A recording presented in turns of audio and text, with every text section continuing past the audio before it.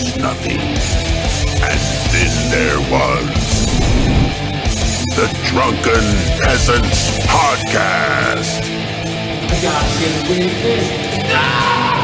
Say, man, you got a joint? No, not on you now. It'd be a lot cooler if you did.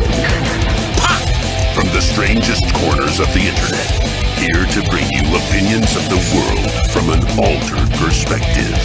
Here are your hosts, the Drunken Peasants. Hello everybody, welcome to the Drunken Peasants Podcast, episode 572. Suck it! Suck it indeed. Suck it indeed. And we have GDR, GirlDoesRant, joining us once again. Welcome back. Hello, thank you for having me. Hello. Thank you. And before we started, you were mentioning a new platform. I was. Yeah. Thank you for that, for the opportunity to shout that out. Do it. Thank you. I am going to be taking up some adult gaming, some big anime titties and all that good jazz, and we're going to be doing it across a new platform because Twitch doesn't take too kindly to that. So we're going to be going over to Plex Storm and starting up a new X-rated channel on there. So stay tuned for that. So do you think it's just when these platforms are kind of in their fledgling stage, they're at their best, and then when they get bought out by Google or Amazon, that's when things go to shit? Absolutely. It's actually funny you say that because I was thinking about that earlier today because one of my friends was kind of looking back on like the glory days of YouTube when you could basically post anything or make money in any bullshit way. And yeah, you certainly can't do that now because they're too busy kowtowing to their advertisers and shit like that. Yeah. And I remember the first big, huge thing that everyone freaked out about after Google acquired YouTube was the Google Plus thing, when Google wanted to be the next Facebook so badly that they were like, well, we already have YouTube and a lot of people use that. We'll just force everyone that uses YouTube to join Google Plus. Hooray. Which wouldn't have been such a bad thing if it had been half decent, but it was such a garbage show. Right, but I would fucking kill to have that back compared to all the other shit they did afterwards. That's true, yeah. I'll be fine. I'm fine with being a Google Plus member and not using it like everyone else. You know, if we could just use Google Plus and then still get ad revenue when we say dick jokes, that'd be pretty sweet. Yeah, we need to liberate the dick jokes. But I mean, like, it's such a complicated, needlessly complicated platform now, honestly, because you're hooking across like a bunch of different accounts for certain services, and it's really irritating. Yeah. I don't like YouTube very much as a platform anymore. Yeah, and I mean, it's the same thing with Patreon. Like, I would rather not have to fuck with Subscribestar also, but Patreon forced my hand. So all the people that left because of the shit Patreon did, I had to use a whole different platform to appease them, and that's just more work on everyone's side. You know?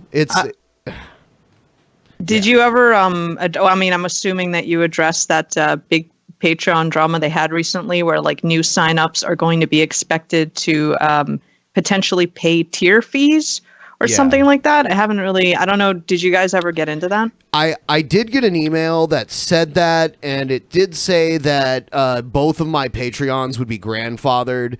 But yeah, I mean, they've tried to roll this out in different ways so many times. They tried to raise the fees. Dusty the cockatiel, here we he's go. a beautiful bird.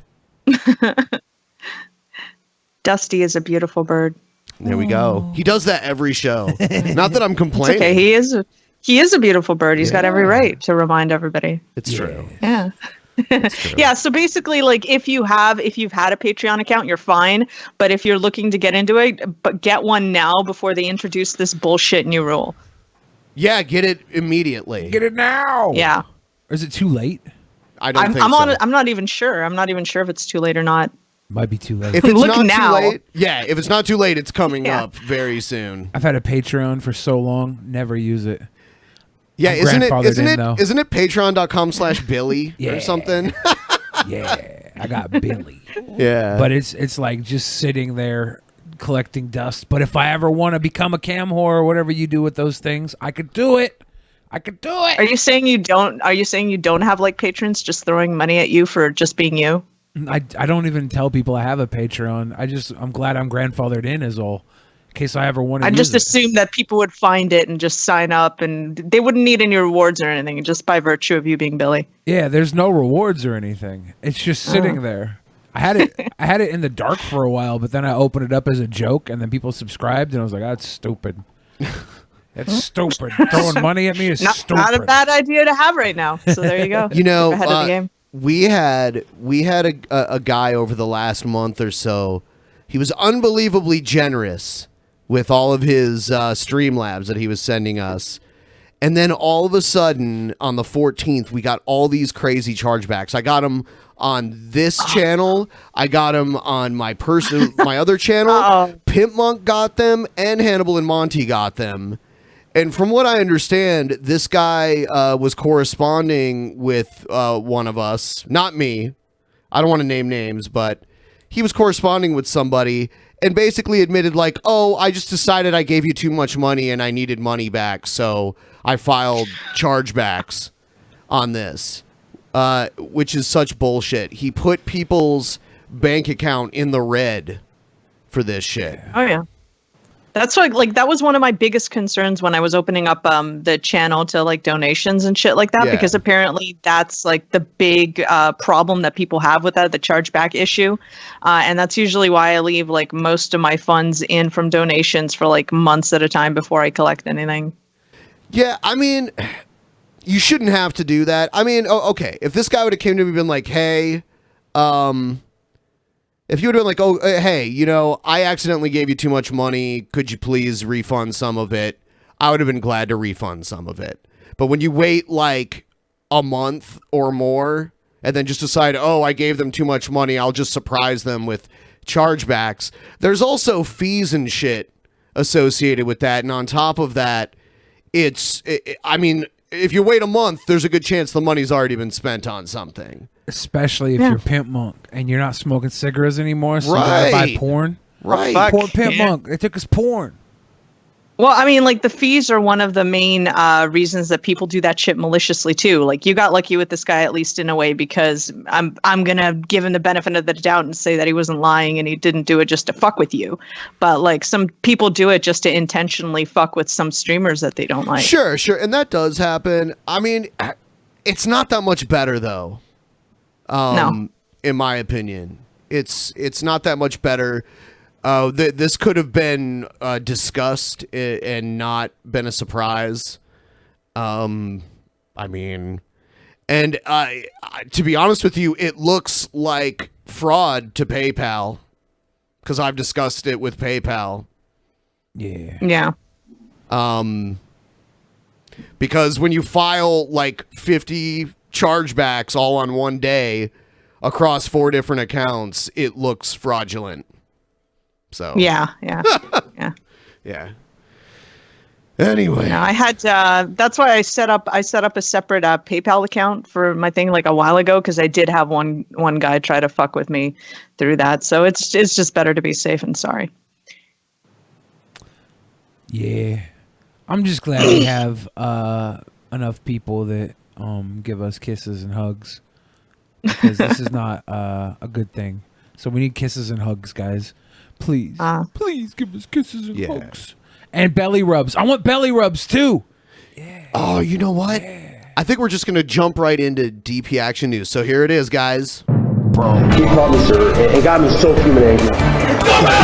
Wait, hold on. Is this Yoda? Is this little guy right here Yoda? Because I know this is Luke right here, but is this Yoda? No, it's not. It has to be Yoda. Wow. They're laughing at us at our stupidity. Oh, that was great.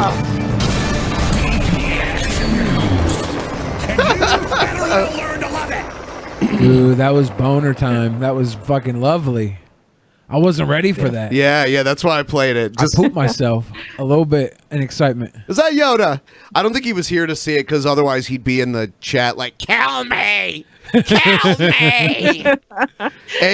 Egghead made this video where he was doing a review of a Star Wars movie trailer, and there was like a pile of rocks, and he was all like, wait a minute, is that Yoda there?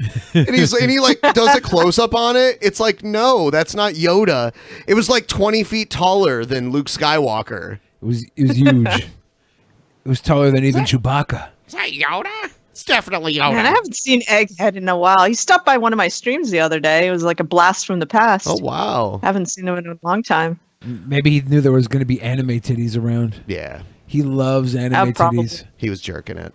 Yeah. Oh, was it? Was there a lot of Okay. spelling errors? Because then he was typing with one hand. Was that a one-handed effort? Is what Yeah. you're saying? Yep. That's okay. I take that as a compliment. That's also why his bathtub's so dirty. He cleans it with a one-handed effort. Oh. Yeah. As long as I don't have to clean the tub water, it's okay. Yeah. Kill me. Yeah. Kill me, guys. Damn it. We should make a soup in Egghead's bathtub and feed every one of the fans. Ugh. We'll have a big soup feed. Oh. We'll just mail them the soup as a Patreon perk in a Tupperware. Fuck that. See, He did. that should be the Kickstarter. No. He did not mean on top of the rock pile. Well, he circled the entire fucking thing, didn't he? It was obviously he was talking about the rock pile, but who cares about that? We like to make fun of Egghead here. We don't care about facts. We think Egghead. It's going to be really Yoda was a embarrassing if that 10-foot ends tall up being Yoda. The movie's already come out. We know it's not Yoda. Yoda was nowhere in that Okay, fucking buddy. movie. I'm peer pressured into bullying you with these two. I'm sorry. Yeah. I don't mean it. Yeah. Ben said before I came on the show, you got to make fun of Egghead or you don't get to come back on the show. So You know what would I'm be sorry. great if George Lucas bought Star Wars back from Disney, remade the Disneys like he did with his original trilogy, where he added stuff in, and he added in Yoda there, because we know he has the power to do that. He has the power. If he buys it back, he does. He just has to add in Yoda. So we got to get the money together to buy Star Wars back from Disney, give it to George Lucas, so we can edit Yoda in there and re-release the film. So Egghead doesn't look like a dighead. I mean, he already kind of does, right? True. Yoda was in the movie. Yoda was in the movie. He was? He Technically, was he was in the movie. On as that the Force island, too. Ghost. He was on that island, too. In the movie on that island. He was not standing on top of that fucking thing. He was not That was standing not on top of Yoda. that thing. Unless he was. Unless he was, then that would mean he was. Cool. Is that Yoda? All right. So I guess they're going to start adding adversity scores to SAT tests. So, like... They're going to score how much adversity you've faced in life based on many factors. What if you're fat? I wonder what those factors are, man. Anybody want to throw one out there? What do you suppose one of those factors could be? Well, I think the number one adversity score is probably being stupid. So if you're stupid, you should just get bonus points, right? If you're a fucking idiot. It's like a pity pass? What? Yeah. Because there's nothing more there's nothing that holds you back more than being fucking stupid. Nothing. If you're dumb as fuck, you're worse off than anybody. Maybe, I mean, Ricky Berwick, right? He's crippled as hell. He's got toothpick for legs and a spider's backbone. We should add Billy's name drops to the drinking game. Yeah, but he's a famous YouTube social media boy. So Yeah. I'm saying though, that's the crippled little boy. He's not stupid. He makes tons of money off making YouTube videos. If stupid people are worse off than Ricky Berwick, and he looks like a broken little human. Oh, and by the way, it has been confirmed to me several times the Church of Jesus Christ of Latter-day Saints officially denounced polygamy, and there's no underground conspiracy within mainstream Mormonism. I never said it to was in perpet- mainstream Mormonism. I said You were it's making not it sound mainstream. like you were I said making- there's still tons of Mormons It's that not practice. tons. It's hardly anything. It's a They very, have fucking very. TV shows about the Mormons that are polygamous. Yeah, but those but are maybe it's the TV shows that influence those those are just numbers. Like, you're isolated- talking about Big Love and stuff, right? those are small, isolated cases. They're not It's that the Fridge. small. It is pretty small. Oh, you don't know that. All you know is You know that- what? I bet you that shit is more rampant in like they're way more private communities. Like I'll give you Well, that. they're like the Latter-day Saints church is the main church, and they're like fringe offshoots of it that practice the more old school traditional Mormonism. A lot of them have been forced to leave the country for years, and some have even gotten arrested based on different types of laws that they violated. But it's I just like he says, you don't know that. I mean, I have data from inside sources that tell me that you have your crazy conspiracy theories. Some have that been you're forced to leave the country. Some have been arrested, and some get reality television shows to show what they do live on TV all the time. So obviously, it's not that big of a deal if they have reality television shows about it. They fucking exist, dude. Exist. The argument was never that they didn't exist. You're making it sound like there's way more. You're making it sound like there's way less than there is. It's such a small percentage. You of the don't know that. Yes, I do. No, you don't. You're fucking. What do you consider small? You're my big old, less than 10%. My big old dick looks small on my giant body. I'm answering your fucking question. Less than 10% of the overall Mormon population in the United States. And that's small to you? Yes. See, that doesn't sound small to me. I never said that fucking 10% of Mormons. I never said more than 10% of Mormons are polygamous. Your only reference is that there's a reality show about it. And your only reference is that it's not mainstream. When I said in the thing it wasn't mainstream. Right, you're making it sound like there's this crazy It's not crazy. I think polygamy is just fucking fine, and I support I think it's fine, right but you're making it sound like wives. it's like hidden under the veil of secrecy. It is. That's why they had to leave the mainstream church to continue doing what they do underground. I said the word underground a bunch. It's not some conspiracy. It's continuing to live how they believe they should live, and they just can't do it in the mainstream church because the church doesn't accept polygamy because it's illegal. And it would be stupid to fight the United States. They've actually decided that God changed his opinion on polygamy too. Isn't that special? I said less than 10%, by the way, and that's just me pulling a number out of the air. It could be 5%. It's nowhere near a significant amount. Yeah. That's all. Now we'll talk about the SAT garbage. I just want you to pick up all the points where I said it was a significant amount. I just said it exists. The organization that oversees I never said it didn't exist. You were saying something else. We agreed that it existed. You were like... You always work a conspiracy theory into shit. It's not a conspiracy Conor theory. McGregor, that whole thing that he did that you said was a conspiracy theory, that wasn't either. What? No, it definitely was. That was not kayfabe. What? The bus money thing. The Money Mayweather? No. The bus thing. What bus thing? Where he attacked all the UFC fighters on the bus. I don't remember that. Okay, well, you said that shit was kayfabe to get publicity. Yeah, his fight with Mayweather was kayfabe.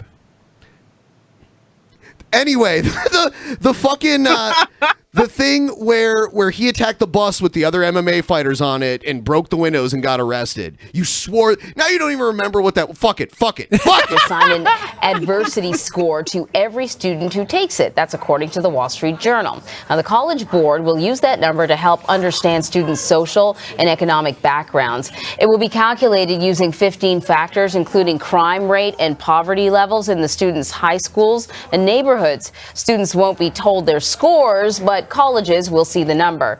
The company so what's the point? Gives kids advantages who had disadvantages. What are the 15 factors?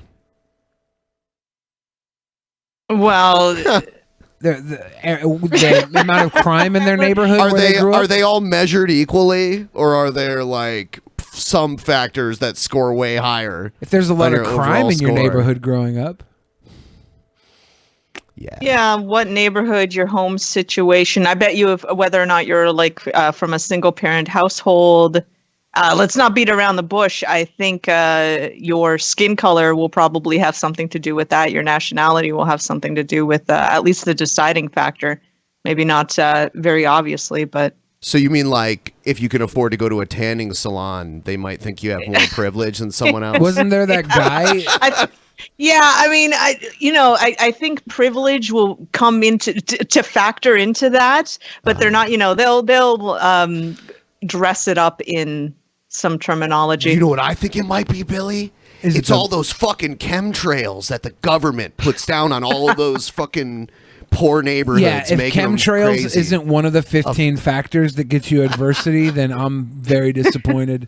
There was that guy who was from India, right? And he started dressing like African American and like claimed he was African American and got accepted into a college the second time around because I heard about that. That reminded me of that movie from the 80s. I think it was called Soul Man or something like that. That's a rough movie. We should probably watch that for a movie review. Yeah. That would be. We're doing Ewok Adventure this month, but yeah, we should do that next month. Yeah, Soul Man coming to you. Yeah, he solstice uses month. affirmative action to get into college, and he like goes to tanning salons and shit to get like as dark as he can. Gets a Jerry curl. They could never make that movie now. We should still watch the trailer for Lokisha, by the way. I still can't believe we haven't watched that. Plans to offer the adversity scores to 150 colleges this fall before expanding the program next year. So this is such garbage. They don't need to do this. It's unnecessary. I mean, we don't even know the 15 factors. Maybe it does help kids who grew up in a poverty-stricken neighborhood. How? Have like retarded parents. Like if you had a single parent, you think that should be factored into adversity score? It should. If No. you're The poor SAT parents? score is an academic score and shouldn't have adversity scores. That's my point. There shouldn't be an adversity score on a purely academic test. If you're going to introduce an adversity score into an academic thing like that, then don't line them up against kids in just your average households. Then segregate them off by themselves with all the other unlucky kids that you want to give this kind of benefit to.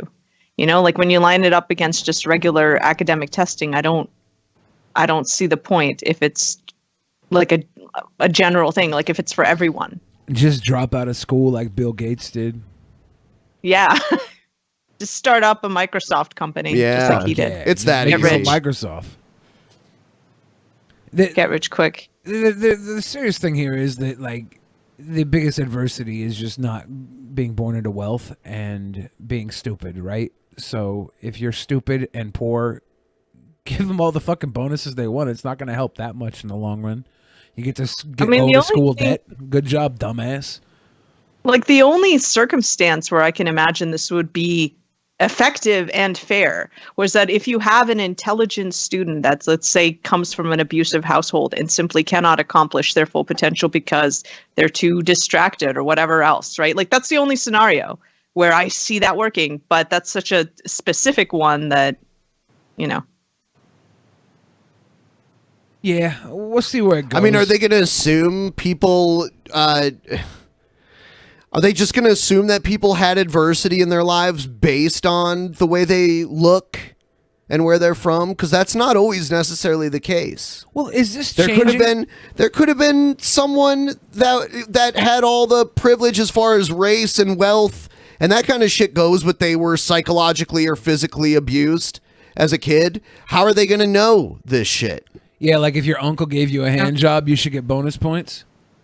Well, I mean, there's other types of adversity rather than being a racial minority or being a poor person. We don't know that it's all that either. We don't know the whole 15 factors. They said growing up in a crime-stricken area. And this is the thing, right? Colleges will see scores as part of applications. What if you grew up in a perfectly safe area but not a safe home where you got the shit beat out of you? Have we actually got the 15 factors? Like, do they tell us? No, we don't. No, this is it. And this is the thing here. The colleges will see the score as part of applications. It doesn't say that it's changing your SAT score, the SAT part, right? It shouldn't even be on it. Why not? Because it makes no fucking sense. But if anything, it should be a different test, not the SAT test. It's part of the SAT scores. It's a new score. It wasn't it 1,600 before, then it was 2,400, or is that a different test? I don't know. Because now they're adding an additional score to it, which is character-based, which is very important because colleges accept kids these days based on their college statements, and they look for points of adversity and in their fucking essays, the college essays. They look for that shit. I'm just wondering, like, how does the technical aspect of applying the scores work? If you've got two students and one of them one of them is considered privileged by their standards, so they don't get these 15 factors factored in, and they just have to pass by way of their academic potential, right? So they take the test, and let's say they're enough questions off where they're just under the failing thing. They've just failed. Right. Yeah. And then you've got another student, and that one isn't considered as, as lucky as the other one. So that one factors in for this adversity score shit, but also gets around a similar score. Yeah. So at that point, does he get the extra, but does the second student get that extra little bump from this adversity shit to pass them over into passing? And is that fair versus a student that just, gets some questions wrong or This whatever? is why I think that's fair. It shows that a lot of successful people become successful after facing great adversity in their younger days. You're creating more adversity by mandating diversity. Well, you're not. It doesn't say It diversity. It shouldn't be adversity. mandated. It shouldn't be mandated. No. But they're okay. What they're doing is they're doing like an affirmative action type thing. Well, right? it's not an affirmative act. It's a class action. They're saying if you didn't have all these assets given to you in your youth and you still managed to reach the level of somebody else who had, then maybe you have a little something extra going for you, and you should be considered a little more carefully compared to somebody who had all these opportunities and just skated by at the same grade. I don't agree this is a good thing at all. This doesn't help anything. Okay. I don't think we even have enough information here to judge whether or not it's a good thing. Yeah, I have to agree with Billy that, like, without knowing what these factors are and stuff. Even if I don't know what they are, I don't think this should be part of the SATs. It's an additional part, right? Right. I know it's an additional part. I'm saying I don't think it should be an additional part. Colleges look at the essays to see points of adversity written by the student themselves, right? That's what students do these days. You saw Shazam. They were like the girl was applying for college in Shazam. The foster parents were like, "Tell them you're a foster kid." They love that. They love to know your adversity. Is a hold on. Yeah. Is a biographical essay part of the SAT? College admission. Well, okay, this is the SAT. Yeah. It's different than a college application. But the if you want to colleges put look at that on them- the fucking college application, be my guest. I'm saying this is the SAT. It shouldn't be part of the test. Why not? Colleges look at the SATs to make application points. Colleges look at different standardized tests, for one thing. There's the ACT as well. But on top of that, so you're taking two separate things and putting them together. The SAT test is a separate thing from a college application and an entrance essay. And this is an additional way for the colleges to look at it and accept the person based off this scoring, which the SAT thinks they have created a fairly well point of showing there is adversity in this person's life. So they will give it an extra look. Because if the college is so interested in adversity, why wouldn't SAT test take advantage of that and give them more information to pick the student and make it a more well-rounded test?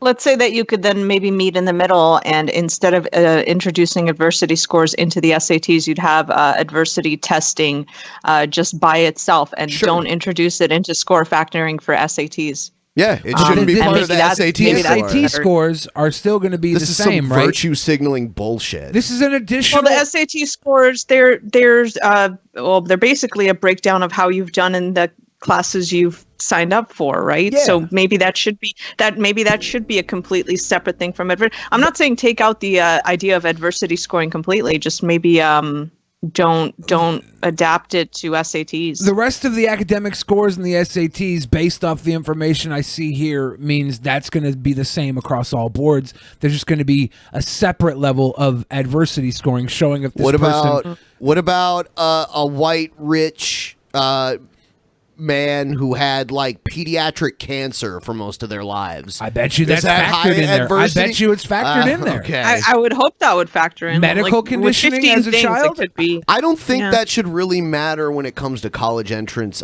anyway. I don't know. I think it shows a lot about somebody if they were able to have academic performance through great hardship. Academic I think that shows a performance is lot all that about should somebody. matter.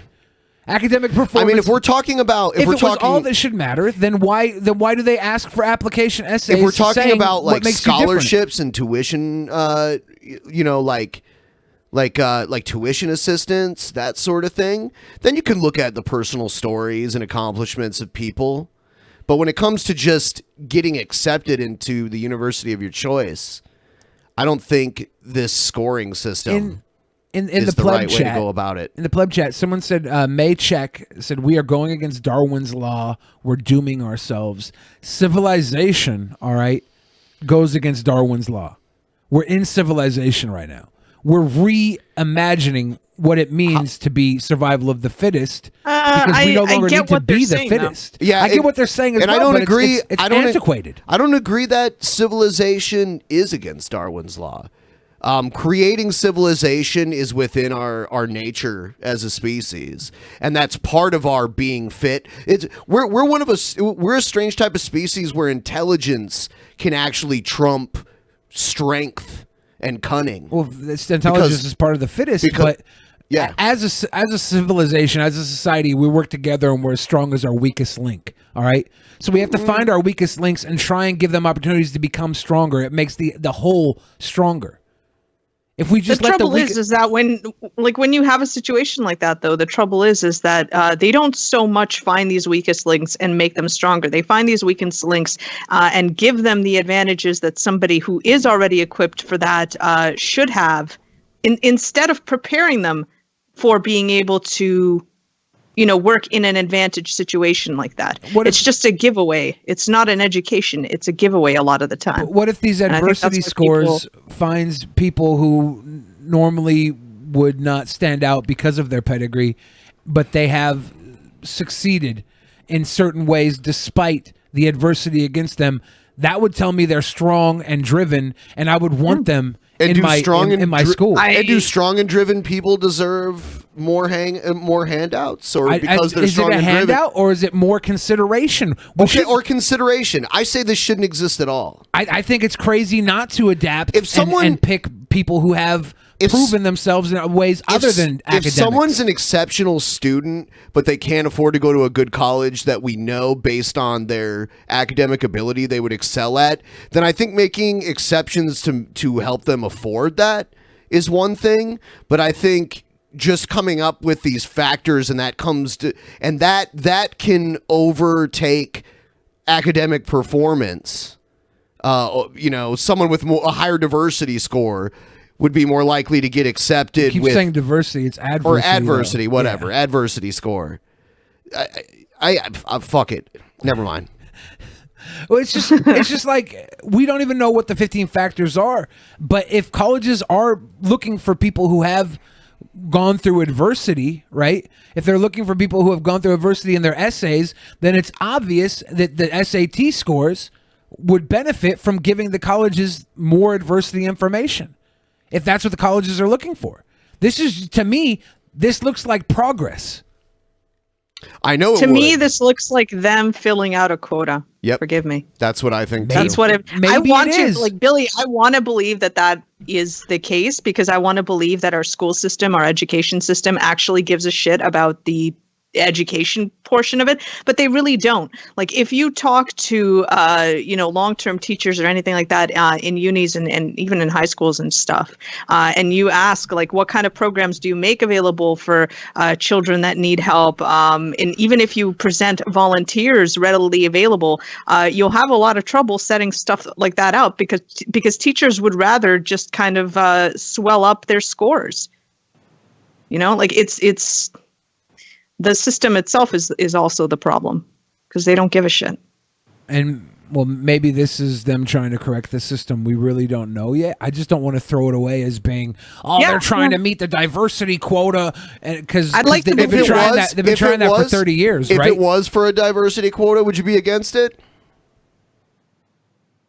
If it was for a diversity quota, Billy. I'm asking Billy. I think if it was just for a diversity quota, that would not. They already fill those diversity quotas, right? So they this already is do that. I don't feel like this is pointless. I feel like the way it's being explained makes me think they're there to try and give extra consideration to people who may have fallen through the cracks because they didn't over excel, but they excelled in other realms that are valuable to the collegiate program. All right, I'm going to move on. Here's Bernie Sanders says Biden and I have very different visions for the future. A new poll is I'm going to be alive and he's not. Inside at how Democrats see their 2020 candidates. Gallup asked Democrats and Democratic-leaning independents about 7 of the highest polling presidential hopefuls. I love the never heard of. As you can see, former Vice President Joe Biden and Vermont Senator... I like how more people have never heard of Biden, who was vice president for 8 years in this poll, than Bernie Sanders. Isn't that fucking crazy? Yeah. Bernie Sanders are in a tier of their own right now. 3/4 of respondents view them favorably. But on the other hand, more than 40% don't know who South Bend, Indiana Mayor Pete Buttigieg is. Well, since Biden entered the race 3 weeks ago, Sanders has taken little time to tell voters what sets him apart from the former VP. Joe and I have very different pasts in terms of how we have voted, and very different vision for the future. And that is something that we should be discussing. For example, Bernie's hair always looks like Joe Biden just got done hugging him. It's like kissing the side of his head. It's always so frazzled. Got his hands on his shoulders. Like, yeah. Ruffled it a little bit. Yeah. He does it. He's got the fucking Doc from Back to the Future haircut, basically. I would want Doc to be president. I would. Run for it, Marty. I'd accept that. Run for it, Marty. Run for president. Run for I vice voted president, against Marty. the war in Iraq. In fact, helped lead the opposition to what turned out to be the worst foreign policy disaster in the modern history of America. Joe voted for it. I voted against NAFTA. I voted against permanent normal trade relations with China, 2 trade agreements which cost us millions of good-paying jobs. Joe supported those agreements. Joe voted for the... In fact, the Sanders campaign even pulled out a video called Bernie's Record versus Biden. And after a voter in Iowa said that she was trying to decide between the two. How are you different than Biden? Let me answer that in a couple of ways. Well, joining me from Washington with more is Democratic strategist Linda Tran, and here with me in New York, CBSN political reporter Caitlin Huey Burns. Okay, Caitlin, we saw Sanders talk about Biden. Has Biden weighed in about Sanders at this point? You know, he really hasn't. And I've talked to Biden allies and Bernie allies about this. And in a lot of ways, they kind of need each other in. Maybe Biden wants Bernie to be his Veep instead. Possibly. I don't think he'll accept that, but I don't know. Maybe that's why he's playing it cool. Well, Biden also doesn't want to piss off the Bernie supporters because they're heavy. So him going against Bernie is going to come to backlash him like the Hillary backlash when Bernie got pulled out. Or Bernie's fans didn't go to Hillary in droves like Bernie would have hoped. You know? Yeah, though, I think that if Bernie would have ran with Hillary, at least some of them would have voted for Hillary. Oh, yeah. Yeah. This campaign. Who was Hillary's vice?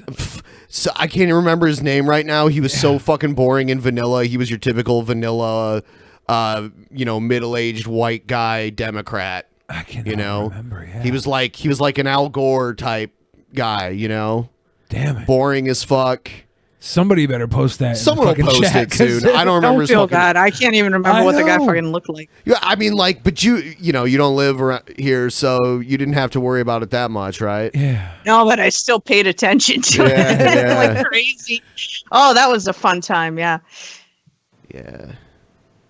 Fuck. If I didn't live in the U.S., I wouldn't pay attention to it. Probably. Well, I guess doing this, I would still have to, but it's great. I totally fucking. I mean, I live in Canada now, but I still kind of give a shit. They're saying Tim Kaine. Even with this name, I can't think of who Tim Kaine was. Even with his he name, looks totally generic. I'll pull him up so you can see what he look like. He's just like any other guy you'd expect to see. Was he wearing a suit? Yeah, of course. He's a politician, right? Is that Kaine? Is that Kaine? Is that Yoda wearing a suit? This is what he looks like. I mean, here. Holy shit, I don't remember this guy at all. Is this like a Mandela effect right now? Him and Mike Pence debating each other was just like the most boring thing I've ever watched in my life. I can't imagine sitting through that. Yeah. Why don't I remember Tim playing at all? If you're going to pick a running mate, at least pick one with some kind of name recognition. I wonder if they just didn't want to touch Hillary at that point because she'd been she could have found somebody for the opportunity at being vice president and then probably becoming president after that. How was it Tim Kaine? That's my question. She should have picked someone who could have brought more votes in. Bernie? At least someone from a state where she needed votes. She could have picked someone, that was a high-ranking Republican or a high-ranking Democrat from a swing state. She probably didn't want to pick Bernie because she knew that would have put her in line for an assassination attempt. Any president is in some way in line for an assassination Trump attempt. did the best. He picked Pence because nobody wants Pence over Trump. Oh, I guarantee you there's some people that would rather take Pence over Trump. Somebody would, yeah. Not enough. Let's see. So here's Ted Cruz arguing how badly America needs the Space Force. Fuck. Why am I going to agree with Ted Cruz? To our burgeoning commercial space sector, our And he grew the beard. I remember being like, Ted Cruz really needs to grow a beard because his face looks weird as fuck. And he did it. Space exploration efforts and to our national defense are real. And it is long past time for the United States. Hold up. Did he take on the Jimmy Smits facial beard from Star Wars prequel? I thought you were gonna say, is that Yoda? Bail Organa from the Star Wars prequel. The fucking leader of Alderaan, Jimmy Smith's character. I know who you're talking Isn't about. that his same fucking beard? Ted Cruz grew the beard now to be Bail Organa to push the Space Force. Yeah. Bro! No way! To act. Since the ancient Greeks first put to sea, nations have recognized the necessity of naval forces and maintaining a superior capability to protect waterborne travel and commerce from bad actors. Pirates threatened the open seas. Yeah, but there were pirates. There's no space pirates right now. None at this point. That we know of. And the same is possible in space. We would hear about space pirates like robbing shit. We would definitely hear about space pirates. Yeah. Why would they tell In this us? same way, I believe we too must now recognize the necessity of a space force. Space Force. It sounds like the name of a movie. I, for one, embrace the new Space Force. You want to embrace it. I want to embrace it. Yeah, I think we should have a fucking Space Force. You want to hold it in your arms. If I died in your arms tonight, it must have been something I said. Yeah, I think we need Space Force because space pirates are a real thing. We're looking at technology right now. Elon Musk has the technology to put us into space. Elon has to save us, man. Richard Branson has the technology. If somebody steals that technology from them and becomes space pirates, and they go around and start taking our satellites, Ben, you want them to take our satellites? I'm not even going to argue with you about this. It's so fucking ridiculous. I want a Space Force. Okay. I think we're on the cusp of the government admitting that there's aliens, right? I think we're on the cusp. Everything points towards that we're going to be woke very soon. We're about to be space woke. Are we? I can't wait for the orders for Exterminatus to come in then. Yeah. I think Trump might win re-election after Alien comes down and endorses him. Like the Xenomorph? Yeah. Trump's That like, alien? look, guys, there were aliens all along, and this alien loves me. He loves me so much. Vote for me because I'm now the first universal leader of the world. Yeah, face huggers for everyone. I'm just saying. It could happen. All right. Here's people have been asking me to watch this, so we're gonna watch it. It's Ben Shapiro on BBC. Did you see this? Big black cock? No. You could say that because he did get raped. I've heard he's been getting some shit though, so I want to see this. Yeah. Ben Shapiro, you're followed by millions of people online and on social media. You're one of the biggest names in American conservatism. What is it you think you're tapping into? Well, I think that there are a couple of things. One, there is actually a hunger for different ideas. The monolithic nature of the United States media is pretty evident in terms of its politics. People tend to agree on essentially the liberal point of view and increasingly a radical leftist point of view in the media. And obviously, I speak to in response I see to it that. At the happening same both time, ways. I see both sides getting more radical. Yeah. Yeah. I'm gonna guess what he's about to say here. Okay, this is Ben Shapiro, and he's gonna say, Well, I'm actually, everybody knows that so wanting celebrity means you have to go into celebrity boxing. So they're giving me my rise to fame just so I can be an opponent for Will Wheaton, because nobody else is frail enough to go toe to toe with Will Wheaton in his wanting celebrity boxing career. That's why he's got his platform. People want to see him fight Will Wheaton. I would pay good money to watch Ben Shapiro kick the shit out of Wesley. You think he'd kick the shit? Yeah. I think this is a very even match. I think winners should get to take care of Will Wheaton's Chad stepsons. Will Wheaton has the most sexy stepsons. They're just like these Adonises.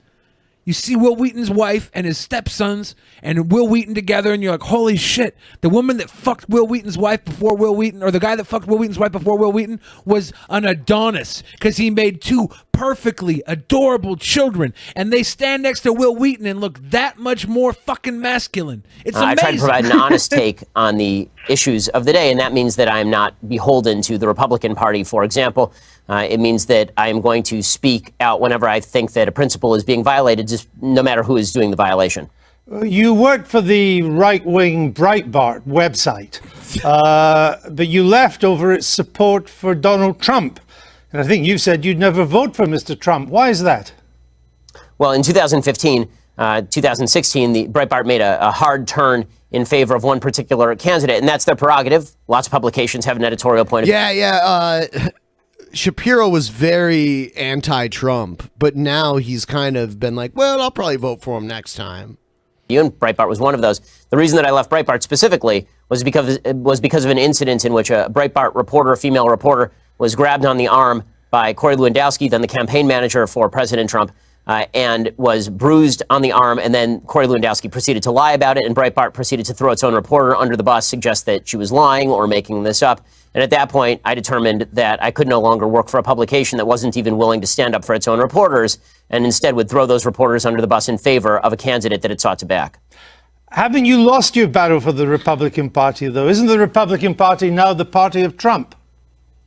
No, I mean, I think that the Republican Party is always the party of whomever is the president, technically speaking. But in terms of who are the sort of the thought leaders inside the conservative movement, who are the people who are driving a lot of the discussion inside the conservative movement, I don't think that's correct at all. I think that most Republicans see President Trump as a vehicle for their policy preferences, but that doesn't necessarily mean that they agree with all of his personal foibles or the way that he behaves or the things that he said. Takes BBC.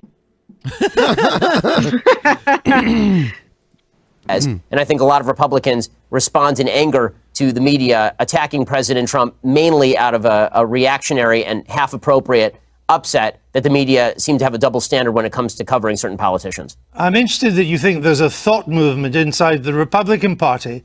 I mean, haven't the conservatives run out of ideas in America? All the new policies, the Medicare... I love the way he talks. He's so droning. Yes. The conservative movement. This is how you act when you have tea at noon every day for 90 years. For all Very worn out. $15 minimum wage, the Green New Deal, they're all coming from the left, and they're popular. Well, frankly, I'm confused by the idea that any of those are particularly new ideas. I mean, most of those ideas have been around since Franklin Delano Roosevelt at the very earliest, or at the very latest, rather. Some of them go all the way back to Woodrow Wilson. But the idea that new ideas are absent in the Republican Party is obviously untrue. We have a very strong debate that goes on inside sort of the conservative halls of intelligentsia about what is the appropriate action to take with regard to the medical system. Should global warming be considered a real threat, or should global warming be considered something that technology will solve? And if so, what are the best aspects of solving that? Now, there's a rich intellectual debate on the right about nationalism versus patriotism, for example, or populism versus free marketeerism. That debate is happening on the right to sort of suggest that the right in America is bereft of ideas, but the left is full of ideas. Number one, not all ideas are good ideas. I mean, AOC is pretty good evidence of that. Pretty good evidence of that. Yeah, so AOC is pretty good evidence that not all ideas are good ones. And it doesn't matter because she's the thought leader. I'm a big fan of some old ideas myself that I think are pretty good. But What the fuck is he even talking about?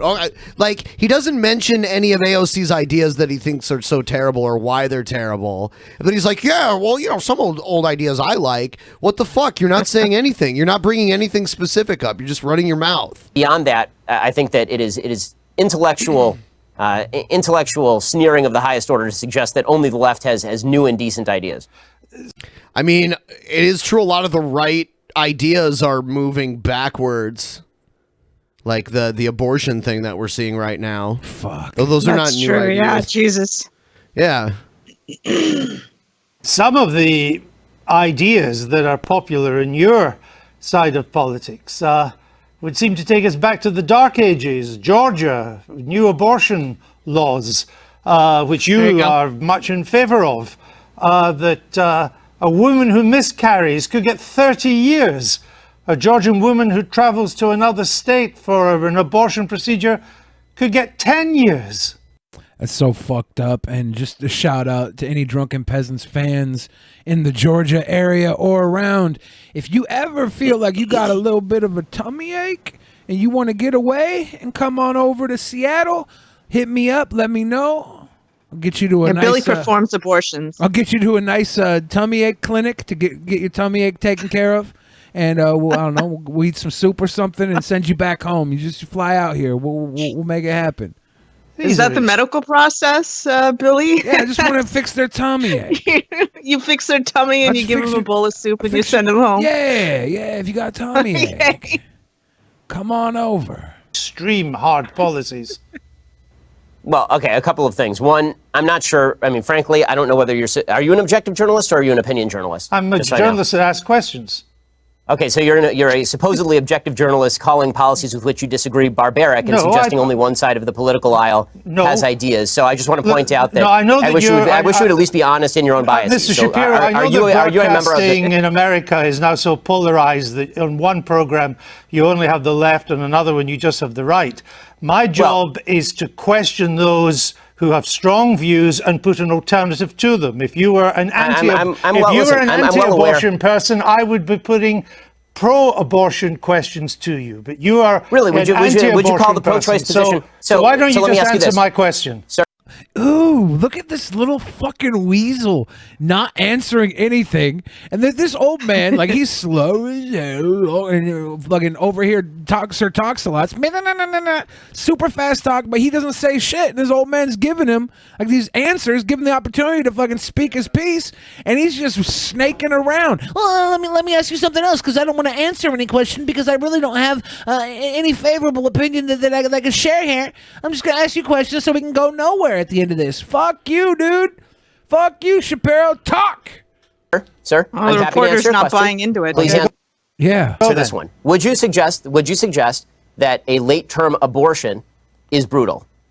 I'm not taking a view on this issue. I'm asking you the questions. Sir, you just... Hey, I'll tell you what. A late-term abortion is brutal, and it still should exist.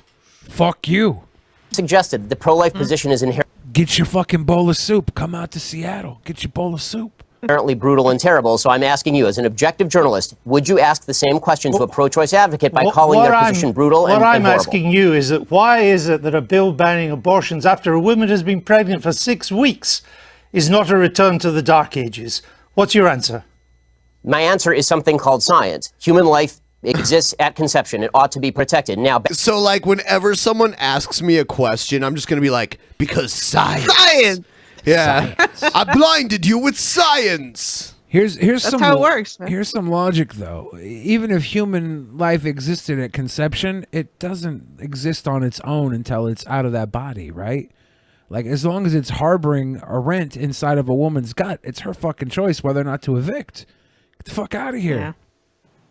Back to my question to you. You purport to be an objective journalist. BBC purports to be an objective down-the-middle network. It obviously is not. It never has been. And you as a journalist are proceeding to call one side of the political aisle ignorant, barbaric, and sending us back to the Dark Ages.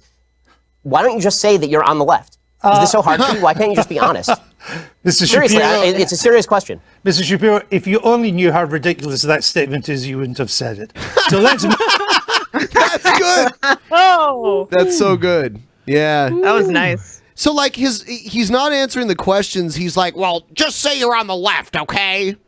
his whole argument is, his whole argument is that you're secretly on the left and you won't admit that you are. So I'm just going to ignore all your questions and accuse you of being on the left. Yeah. Move on. Would you vote I for think it's Mr. pretty evident Trump? from your Would own you questions vote for exactly what you Mr. are, sir. Trump? Would you vote for Mr. Trump in 2020? I'd certainly consider voting for Mr. Trump in 2020, just like I'd consider voting for anybody else in 2020. But didn't you once say that you'd never vote for him? I said that I wouldn't vote for him in 2016. And then I wrote a column for National Review explaining the conditions under which I might change my mind. You're a culture war warrior. Isn't he largely on your side? You wrote once it was unlikely he'd appoint conservative judges to the Supreme Court. He has. Right. Yes, And I you was were wrong. I was wrong. I like many of President Trump's policies, even if I still have serious reservations about his personality and character. He's been serving you, Shapiro. He looks so mad. Democrat that could beat him in 2020? Sure, I think there are several Democrats who could beat him in 2020. Who would have the best chance? I think that Joe Biden is likeliest to beat him, considering that he has significant appeal in a lot of the Rust Belt, in places like Pennsylvania, Michigan, Wisconsin, the places that President Trump needs to win to retain the presidency. And Joe Biden also has a long history in politics, which means that the American people already have sort of a preconceived vision of him. President Trump, as a campaigner, is very good at dragging unknowns through the mud, or at exposing details about people that are previously sort of covered up. But when it comes to Joe Biden, he's been well exposed for a very long time. Most people know him, and he's not nearly as unpopular even going in as Hillary Clinton was in 2016. So if it was a close race between Mr. Biden and Mr. Trump, you would, from what you say, I think, probably go for Mr. Trump. Yes, I would vote for Mr. Trump if there were a race between Biden and Trump, because I think that the damage that President Trump has done to the country. It's interesting. Ben Shapiro always wears his yarmulke that's like the exact same color as his hair. So it's kind of hard to even notice that it's there unless you really look. I forget that it's there a lot. Yeah. Yeah, I didn't know that he always wore one until like one day I noticed, and then I'm like, oh, yeah, he's one of the types of Jews that wears the yarmulke all the time instead of just wearing it like when they go to temple. Should I start wearing a yarmulke on this where my bandana is exposed? I think you should go full on Hasidic Jew because you already have the curly hair. So you need like the big hat and the big coat. On a character and rhetorical level, has already been done and cannot be undone. I don't see it as getting worse day by day. That is the new status quo, unfortunately. Now the question becomes which policies I would most like to see enacted, and Trump's policy preferences are closer to my own than Joe Biden's are. Now, you're a star of new media, of conservative new media. You and others on the left and the right, you position yourselves as supposed tellers of hard truths.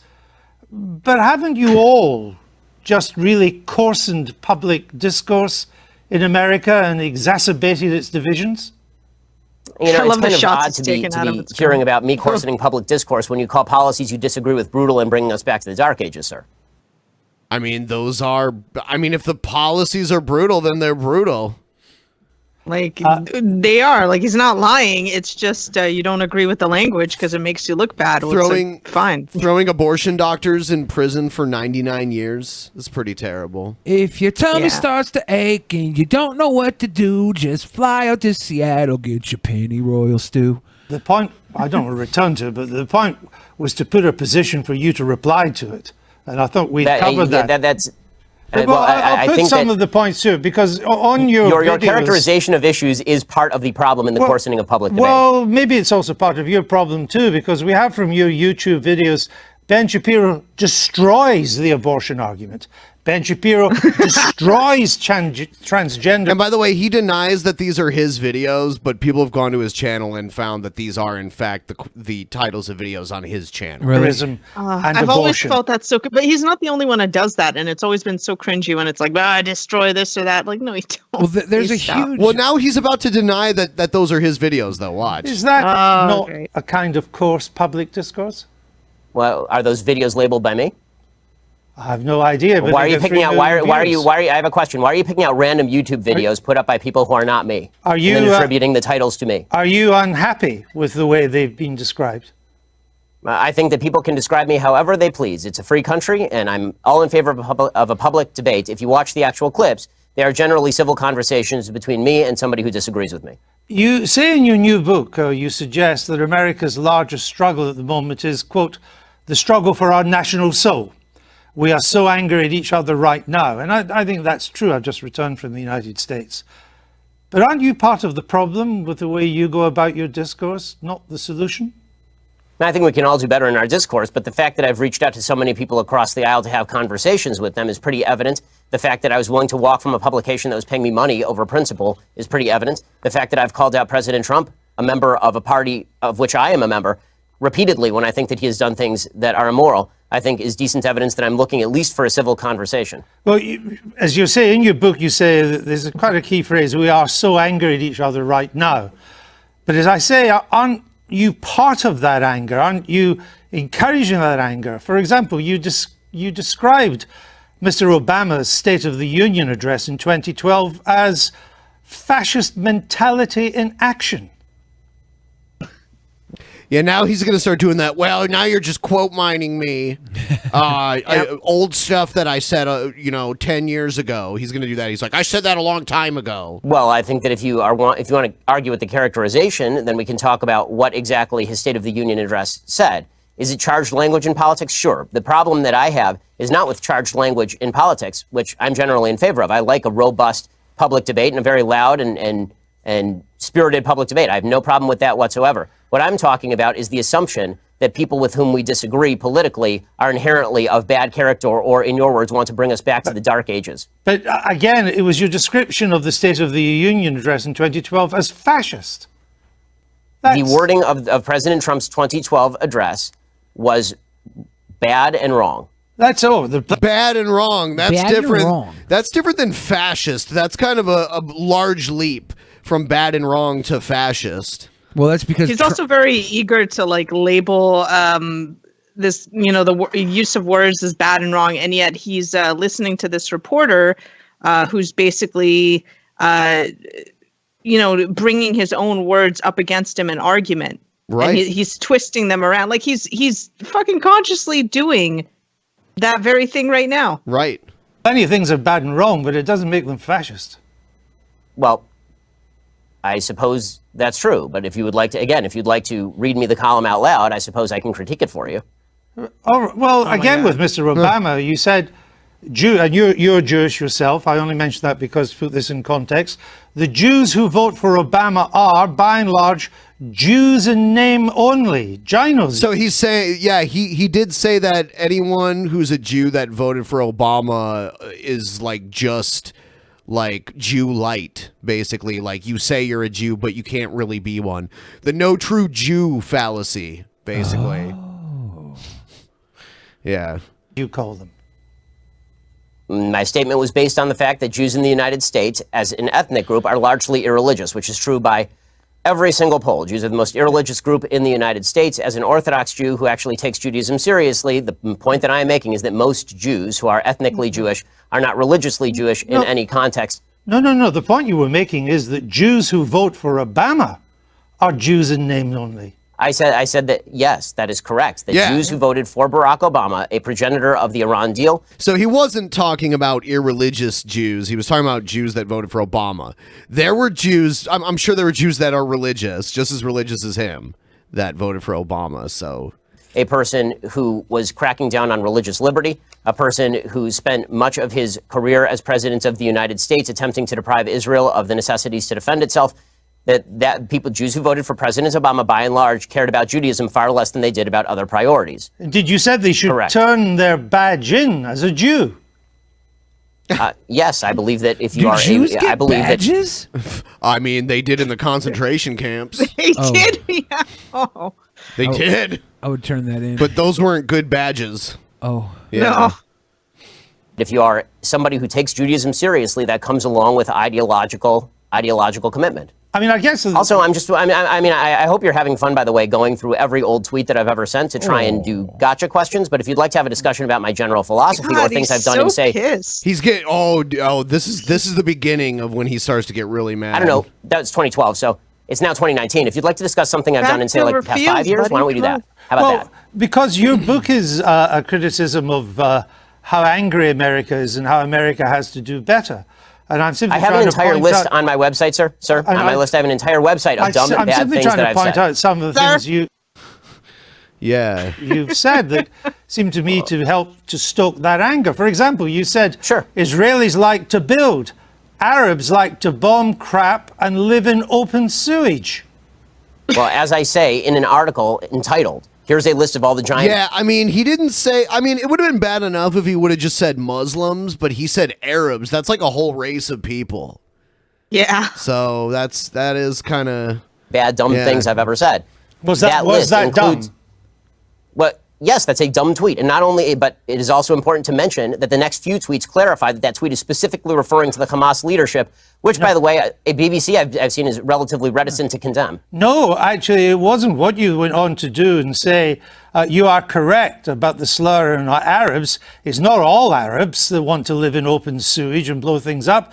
It's just Palestinians. You went on to say. It says the ones who take sides against Israel in the Israel-Palestinian Arab conflict. population is rotten to the core, you went on to say. Not Hamas, the Palestinian Arab population. I say that by poll numbers, they elected Hamas. They elected Hamas. They educate their children in school that Israel should be obliterated, sir. I guess... If you want to read... honestly, this is a giant waste of time. Wow. Honestly, if I can't dictate the narrative, this is a waste of time for me. Facts don't care about your feelings. That's what he was always saying to the trans people when he would like debate with a trans person and still call them a dude even though they were a trans woman. He was like, sorry, facts don't care about your feelings. There was this there was a male to female trans woman that threatened to beat the shit out of him on this one show, and she probably could have. She was way bigger than him. Was it the macho ma'am? No. I think it was some ex-military person though that transitioned late in life. Oh man. Yeah. Sounds like a bruiser. And she grabbed him and was kind of like, "You're gonna walk out of here on a stretch, or you're gonna be taken out of here on a stretcher, or something like that." I want to see. I could probably find that clip. Honestly, like that's better than porn to me. Seeing like a trans woman, a big burly trans woman, punk out little fucking Ben Shapiro. That'll give me an erection for like 7 weeks. You want to watch him get squeezed between her thighs, or? I mean, that's icing on the cake, I suppose, but I just want to see just like him get slowly squeeze the life out of him. Yeah, I want to see him get mentally demonetized by a trans. Is that the entire interview is designed for you to shout slogans or old things that I've said at me. I don't see how this forwards the debate. You talk about undermining the public discourse. It seems to me that simply going through and finding lone things that sound bad out of context and then hitting people with them is a way for you to make a quick buck on BBC off the fact that I'm popular and no one... You see him laugh there? BBC is like a publicly funded organization. Yeah. So, I mean, They make money off me because I'm popular. Yeah, people make money. Obviously, they get paid to do their jobs, but the BBC is not like CNN or Fox News. It's not this huge corporation. It's like CNBC or C-SPAN. It's like C-SPAN. No. It's more like it's. I mean, it's publicly funded, so it's kind of like PBS, but they're. They get a lot more funding. PBS is more like education based too, and this, I mean, they showed regular television and. Well, BBC's government funded, right? Right. Like, yeah. It's government. Yeah, but that's public. It's publicly funded. Yeah. So same thing with PBS. So I believe CBC is like the PBS of Canada. Yeah. So, and that's publicly funded. So, I think most countries have at least one network that's like that. Well, CBC is like the BBC of Canada, right? I mean, they're all kind of similar. Because Canada also has Pretty PBS. much, yeah. Canada does not have PBS. We got a PBS station from Vancouver, BC. It would air down here. It was Channel 12 in the Seattle market. Was a Canadian PBS. It would have like Canadian versions of like Sesame Street sometimes. Oh, you know what? I've seen that before, but was it actually called PBS though? I believe it was PBS. Yeah, it was because I think KCTS is the Seattle PBS. And then the Vancouver PBS was like BTC, I think. And that was the Canadian version of PBS. Interesting. You know, there might be a few PBS stations in Canada. But it was under my understanding that PBS was funded by the US government. Well, it was actually Mr. Rogers was the one who like lobbied that to the government. Yeah, they get some funding from the government, but a lot of it is from viewers like you. Has ever heard of you. There are not many bucks to be made on the BBC, unlike American broadcasting, Mr. Shapiro. You make a lot of bucks on. The point I'm trying to make is that your words are hardly designed to produce the consensus and understanding that the book seems to want to produce. That's my point, that you write about, Judeo-Christian culture and so on, but so much of what you've said in the past would seem to turn its back on Judeo-Christian culture. It says here it's KCTS9. That's the Seattle, and I think KBTC was the Vancouver. Does it not exist anymore or something? I'm not sure. All right. I'm just curious about this. All right. You're lecturing me on Judeo-Christian culture after you call the pro-life position barbaric? I just asked you a question. And I asked you a question. You failed to answer a single one of mine. Frankly, I find this whole thing a waste of time. If you want to read the book and critique the book, why don't you read and critique the book? If you want to critique me, you can think whatever you want of me. Why don't you frankly, just try and I don't answer care. the I don't frankly give a damn what you think of me since I've never heard of you. And I've never heard of you until I briefed myself for this. But that's not the issue. You have Then why the hell are you interviewing me, sir? It's an interesting book. But my point is, your book claims that it'd be nice if you would quote it from time to time. Your book is, well, actually, I've done so several times, and I'm about to do so again, if you would let me just finish the question. Your book frankly, I don't claims think that society honestly, is turning its back sir, on Judeo-Christian values. Yeah, what are those values? What are the values it's turning its back on? I'm not inclined to continue an interview with a person as badly motivated as you as an interviewer. So I think we're done here. I appreciate your time, sir. All right. Thank you for your time and for showing that anger is not part of American rage quit. Discourse. Now, Mr. Shapiro, we'll say goodbye. What a clusterfuck. Wow. Yeah, I mean, he was kind of pissy from the very beginning of that, but it got even very worse towards the end. passive-aggressive. Guys, if you're watching right now, please like the video. Like it as much as you can. Some people have multiple channels.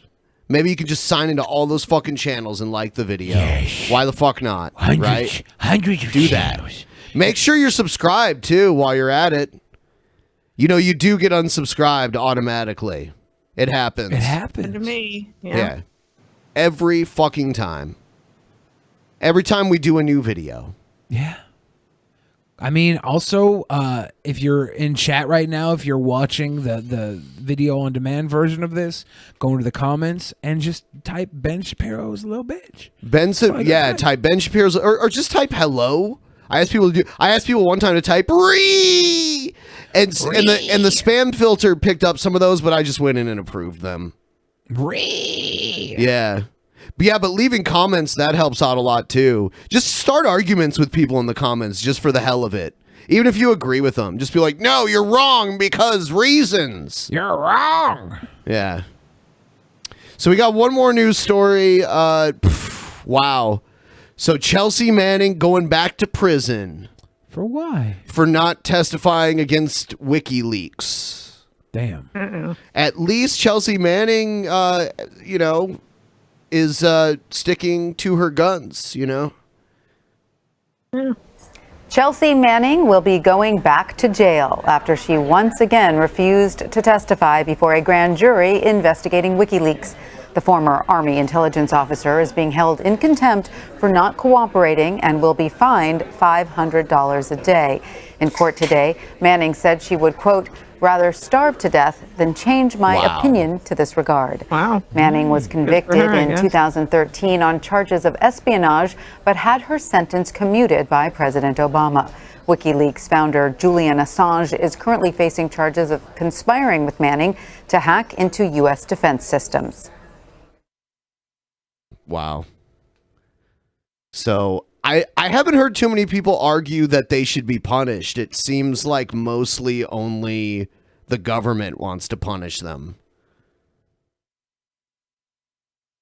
Yeah. She was in solitary confinement for a long time when she was originally arrested.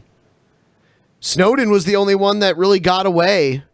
And he's been in Russia. Putin just kind of let him live there as a fuck you to Obama. I would have got away with it too if it wasn't for you meddling governments. Yeah. Chelsea's fine is $500 a day. Yep. Yeah. It's unbelievably crazy. And they just wanted to make the world aware of atrocities that were happening. War crimes that were happening. So, War crimes. Yeah. But we can't let them Yeah. go out public with our crimes. There could be national security issues. Yeah, that's always what they say. Don't you want to protect the troops? Don't you want to protect Why do you them? hate the troops? If everybody knows how vile we're being with our war crimes, they might try and attack our troops. You don't want to hurt the troops, do you? Yeah. Let us do our war crimes in peace. All right, so I'm going to have Billy go ahead and read the Streamlabs and Super Chats. Take it away, Billy. Doodaloo-doo-doo-doo, doodaloo-doo-doo-doo. All right, so. I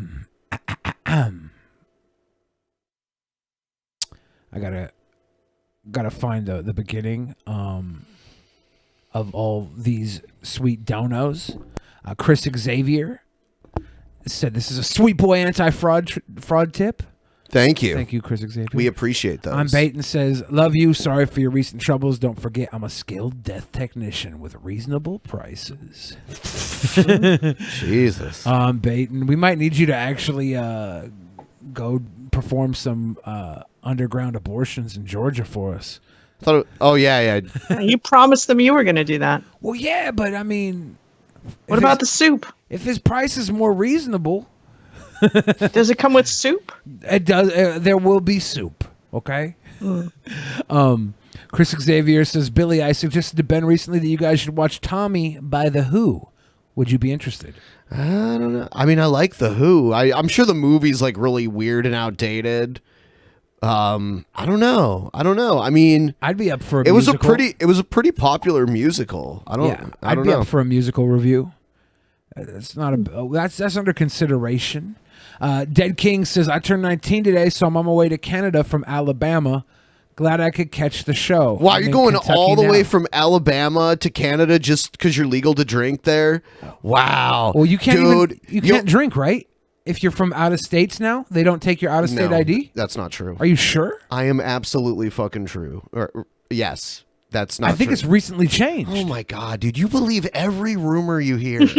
Okay. All right. I'm just saying. I hope you looked into that. That was something I heard new. Maybe I'll find. You heard. Maybe I'll find Vaughn Helton because he's in Kentucky right now. Anyway, I was gonna say when you get there, before Billy interrupted me with his weird rumors, fucking yeah, you'll probably want to stay there forever if you're from Alabama, especially Alabama's just garbage. Anyway, sorry for interrupting. Go ahead. Yeah, I'm Baden says if I could, I'd make every one night. I just don't have the money right now. Sorry, guys. I'll do what I can next month for everyone affected by the cunt, fucking big bitch, motherfucker, C6, titty sucking, dick sucking, motherfucking bitch, dick, sick, dickhead. Bling dolt. Thank you, I'm Baton. Chris Xavier says, folks, check out Andrew Neil versus Alex Jones. You're welcome. That was in response to Ben Shapiro versus the BBC. No Face Killer had this one read earlier, but I just want to say it again because we laughed. Jewish Virgin takes BBC. Spirit Flame just dropped in. Love your new bandana. Did you see my art in your Discord of you? I haven't. I'll have to check it out. Thank you for the compliment on my bandana. Noxious Gesh says, hey, Ben and Billy, first time donating with Streamlabs. Seeing Scott Steiner wrestle Joey Ryan tomorrow in Joe's unfortunate home city. Hope it's as fun as watching the show. I bet you that'll be a great match. Joey Ryan's a good worker, and Scott Steiner is like so money. Scott Steiner, I believe it was WrestleMania weekend, had a match against Hornswoggle. That's fucking awesome. I bet you that's gonna be a great match. The Kekromancer says half. Dragon of the West says it's not a Ben Shapiro appearance if there's not two references to former presidents. Him getting annoyed with the honest and tap dancing around old content. Good to see GDR. Here's some money for weed. So I've fact checked this, and absolutely, if you're 19 years old, no matter where you're from, you can drink in Canada if you're in a province where the drinking age is 19, and then in Alberta, I believe it's 18. You follow the laws of the country you're in, not the country you're from. Is that the end of the? Yeah. Okay. Let me check and see if there's any super chats, actually. Okay. I always forget to click that tab. Nope, there's none. That's why I forgot. Hey, everybody. Thank you again for sending your Streamlabs during the show. Just a reminder, $20 ones will be read live via the fucking text-to-speech. So if you want to make a funny fucking joke before I can steal it from Pleb Chat, you can pay $20 to make that joke live. Here is the Brave browser. A lot of you have bats. I just want to let you know, now's a good time to check your wallet. If you're not using the Brave browser, use it, please. Use the link in the description to download it. And use it. Use it every time you watch our videos at least, but a lot of people have told me that they've made it their main browser. Also, so people are confused about the ads with the Brave browser. Just so you know, it's a little pop-up notification that shows up in the lower right-hand corner of your screen. When you see that, you just click on it. You viewed the ad. You get 0.05 bats for it. I'm sure it'll change, and they've just opened it up for the general public to buy advertisements through Brave. And then after you acquire those bats, you'll get paid out at the beginning of next month. After you get them, you go to send a tip. You click on the maximum, hopefully. Send us your fucking tips, please. And make sure that your reward settings are set to... make sure that it's set to on. Your ad settings should be set to on. And you can decide how many ads per hour you get. You can have up to 5 per hour. Sciency has just sent us a little tip and said, did we talk to Vosh about being a guest on the show? I looked at some of Vosh's stuff. I think that would be fun to have him on. So that's cool. I haven't, but yeah. I'll check it out. It does. It seems like people were enthusiastic about that. So. Yeah. Yes. Give me your guano. Send your bats. Guano all over me. Give me your guano. Bats insane. Yeah. All right, here we go. We're moving on with our wonderful crazy people intro. Yes.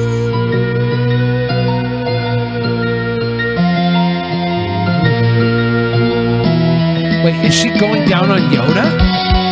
Yeah, that has to be Yoda.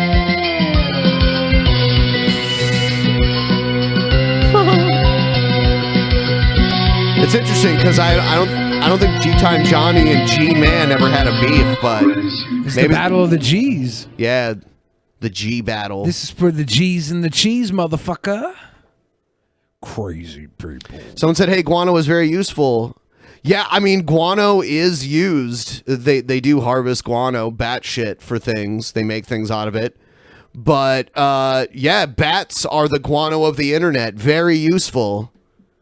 So there's a coffee or something, something to eat or drink made out of cat shit. It's a civet. It's civet coffee. It's very cat-like.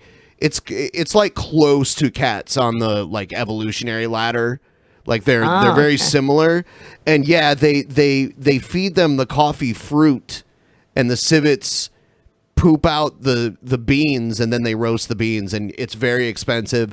I've never had it, but I've seen it at. Would you have it? Sure, it's clean. They like clean it out and clean it off and roast it, but it's very expensive, and yeah, it's supposed to be like the best coffee on earth. Yeah. Yeah, I was at some steakhouse, like one of those pricey steakhouses one time, and they had it on the menu, and I'm like, holy shit, it's poop coffee. How much was it, $130 a cup? I don't remember, but I was like, it wasn't because it was poop coffee that I didn't try, it's because it was just too much. Yeah. I remember Martin Shkreli, I think, had some, I was talking to him, he paid like $130. Yeah, it was crazy for a cup of coffee. Yeah, I had some poop coffee. Oh, you know what? I forgot to play, but I downloaded it. I totally forgot. I wanted to play for you the thing with the trans woman threatening to beat up Ben Shapiro. Excellent. Where is it? Oh, you know what? I'll get it in a second. I'm just gonna play this first. You're gonna love this, Billy. Hey, what up, y'all? This your girl, Lil J, and this little girl right here ain't scared of nobody. So if you got anything to say to me, you can say it to my motherfucking face, or send me or hit me up on my motherfucking MySpace. MySpace. That dates this. Yeah, this little bitch. this woman, this video is sold. This woman is now a grandmother. A grandmother? Yes. She's had Is a she child. like all of 10 years old in this video, or what? Yeah, no, she had Why a is there a child a drum year set after behind her? this, and then her child had a child 7 years later. Yeah. Her child had a child at 8 years old. Yeah. No. Yeah, this is the type of person that produces. No, you're making this up. Okay, I am Right making here it will up. fucking kill your ass, nigga. So if you have anything to say, you can say it to The children are our future. me. And if you want to bump, let's go, because I ain't scared of your motherfucking ass. I bitch later. Is this the new Jesse Slaughter? This is actually Ella Grant. No, this isn't even new. This is like older than old. This is dirt old. Yeah. This is from fucking 2007, and I believe she got the shit kicked out of her by all the people she was talking shit to. So Really? I think she did. Yeah, I don't know. I don't know, man. I'm starting to like. Billy comes at me with all these I heards, and now I'm just like, do I believe this Does it now? matter? He's known for telling tall tales. Does it even matter if I'm telling the truth? I mean, It's more fun just to assume he's telling the truth all the time. Sometimes it matters and sometimes it doesn't. Sometimes more than others. Yeah, I think now we can just assume this girl got the shit kicked out of her for this dumb video, right? Look at the power of assumption. You were that fucking kid at the lunch table that was always telling the bullshit stories. No, I was And too half of busy. the- I was too busy eating everybody else's snacks to talk. Okay, never mind.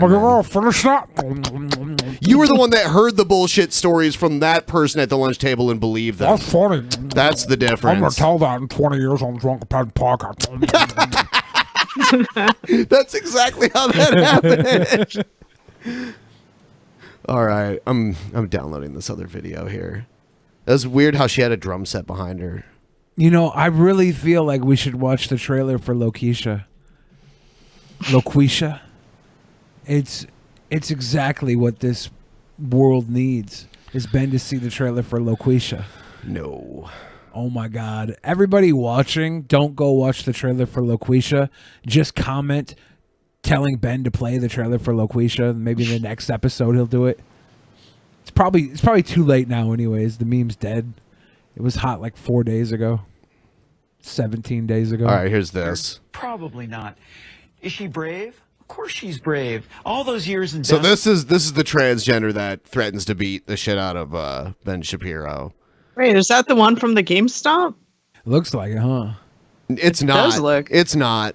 Call it delusion. It does look, though. Bruce Caitlyn Jenner, I'll call him Caitlyn Jenner. No, because it's that's her. You're not being polite to the pronouns. Because disrespectful. Okay, forget about the disrespect. Facts don't care about your feelings. It turns out that every chromosome, every cell in Caitlyn Jenner's body is male with the exception of some of his sperm cells. It turns out that his brain structure is male. It turns out that he still has all of his male appendages. How he feels on the inside is irrelevant to the question of his biological sex. I don't agree with that. I'm not on that train. I'm not on that train. She wants to be called she. I'm going to call her she.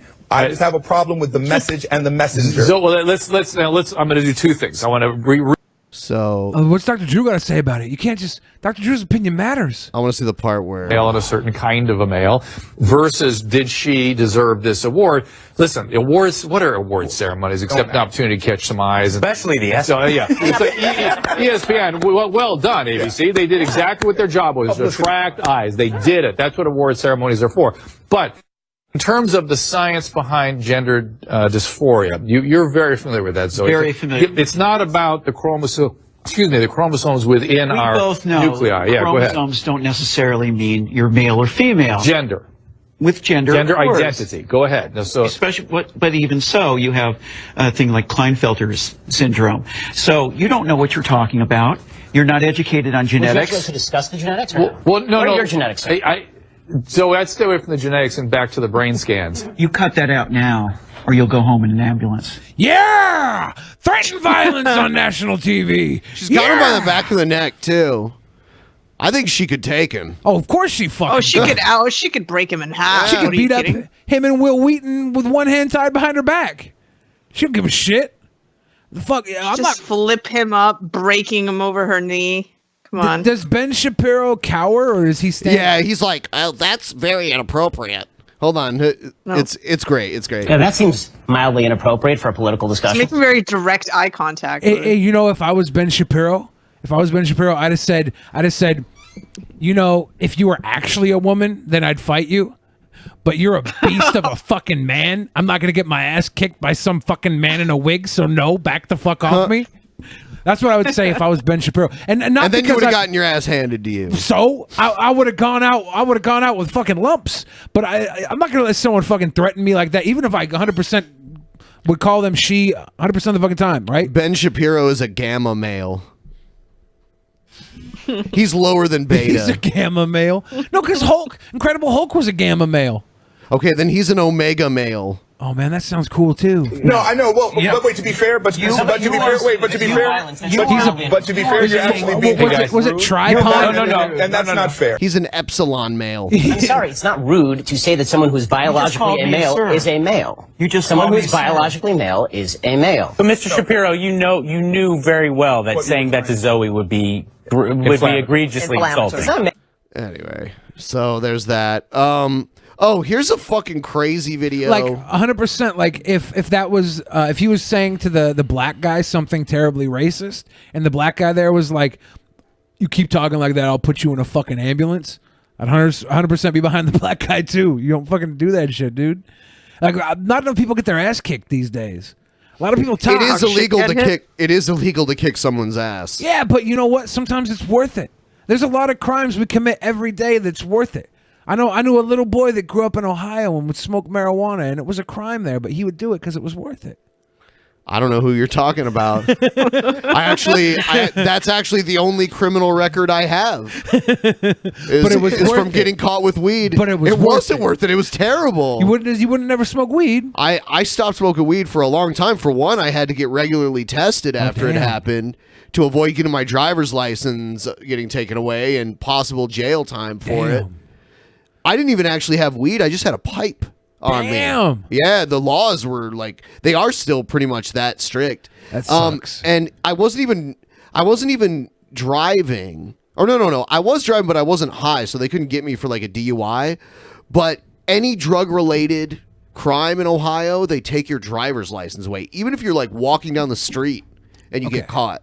So that little boy in Ohio was a bad story. How about this? There's a girl in Georgia right now that's got a tummy ache, right? And she's gonna fly to Seattle and get some soup. Some crimes are worth it. I was after that, I was like traumatized by that whole thing, like having to go to court and pay a bunch of money. And basically the judge was like, all right, well, if you can pee clean within, I think it was like 20 days, then, we'll just kind of, let you off, and you won't, you'll just get this minor misdemeanor thing. It's still a crime though. Dude, all kinds of crazy shit happened because of that. Like I was denied getting apartments and shit because I had a misdemeanor on my record for having a weed pipe. It was terrible. I got suspended from school for making a pipe-shaped object in wood shop. And they were like, they made me go take drug tests and stuff, but I didn't even do weed. So like I pissed clean as hell. And they were like ready to have me like mass suspended. I was like, I just made a fucking wood-shaped piece of wood pipe. I pissed clean too because they gave me 20 days. They gave me enough time to get it out of my system. It probably wouldn't clear out of my system because of all my fat cells. Yeah. But it still like followed me in like so many like different ways. I got denied jobs for it. And this is all for just one small thing. Yeah. It wasn't like I was selling weed. I didn't have like a huge amount on me. Yeah. I wasn't high in public. Like there was nothing. I just happened to have a pipe in my glove compartment in my car. Similar thing happened to me. I just happened to like walk into this. But this was like criminal, like a criminal offense. Well, this is not the weed pipe thing. I happened to walk into a card store, and I walked out with a Michael Jordan rookie card worth $800, and they fucking charged me with shoplifting. Oh, okay. That's fucked up. All I did was shoplift. Well, yeah, I borrowed it, right? It was a card store. I made a trade. Yeah, so I had to pay for a lawyer. Well, I guess I didn't have to, but I got one anyway because he knew the judge and all the other lawyers and like the prosecutor and everything. So whatever. And it got downgraded from a drug charge to disorderly conduct, which is we want to charge you for something, but here's just a blanket crime we can charge you with, because disorderly conduct can be anything, you know. So I had to pay for the drug test myself. I had to pay a lawyer. I had a small fine to pay from it. All of that just to avoid any type of jail time and to get the charge downgraded. And it's still there till this day. And there's like so much bullshit I've had to. I mean, like, it hasn't affected me in a long time, but it held me back for a really long time. And like and it made me feel so, because I still liked to smoke weed. Like eventually I started smoking it again, but man, if I had to drive around with weed in my car and a cop pulled up behind me, I would feel like I was about to have a heart attack. That sucks. Like my heart would just start racing. Like, fuck, don't let them pull me over, please. Now I can have, because I have a medical certification, I can walk around, I think, with like 7 ounces or something like that. Fuck. And I can grow like 14 plants. The world has changed so much. Well, it changed because I moved. Yeah. It's still bad in Ohio. Yeah. It's terrible. I have a friend. Yeah, you're right. I gained adversity points from that. Let me into Harvard, motherfucker. I mean, if you could score well enough on the other side of the SATs, then yeah, get into Harvard. I think if this is just a deciding factor that makes someone stand out above somebody else with similar scores, then that's good. Yeah. And I have a friend in Ohio that has like a lot of mental problems, like really bad. And are you fucking trying to talk about me again? No. This is currently in Ohio. Yeah, currently in Ohio. Okay. And she smokes weed and she feels really good about her life, you know? Yeah. But like without weed, she's fucking literally a wreck. Like They've finally just given medical in Ohio. They do have medical? It's probably so hard to get. Yeah. I'm guessing it's way harder to get than here. Here you can get it from like a chiropractor or a naturopathic doctor. You don't need a medical doctor to write the recommendation for you. For this girl, like marijuana is the difference between her getting like blackout drunk and fucking a homeless guy or just like chilling at home. Well, that's a lot. Yeah, I mean, that's pretty bad. I want, like, she needs weed more than anybody. Not so good for the homeless guys, I guess. Yeah. Sorry, Dirty Mike and the boys. Yeah. No more fucking... Yeah, I mean, like in Columbus, there before they tore down the White Castle, there was the fucking homeless guy that lived in the dirty bathroom in the White Castle down on High Street. Yeah, he got mad at me because I had to use the bathroom. He's like, "I live here, motherfucker." All right, I'm gonna watch this crazy video. I live here, motherfucker. Yeah.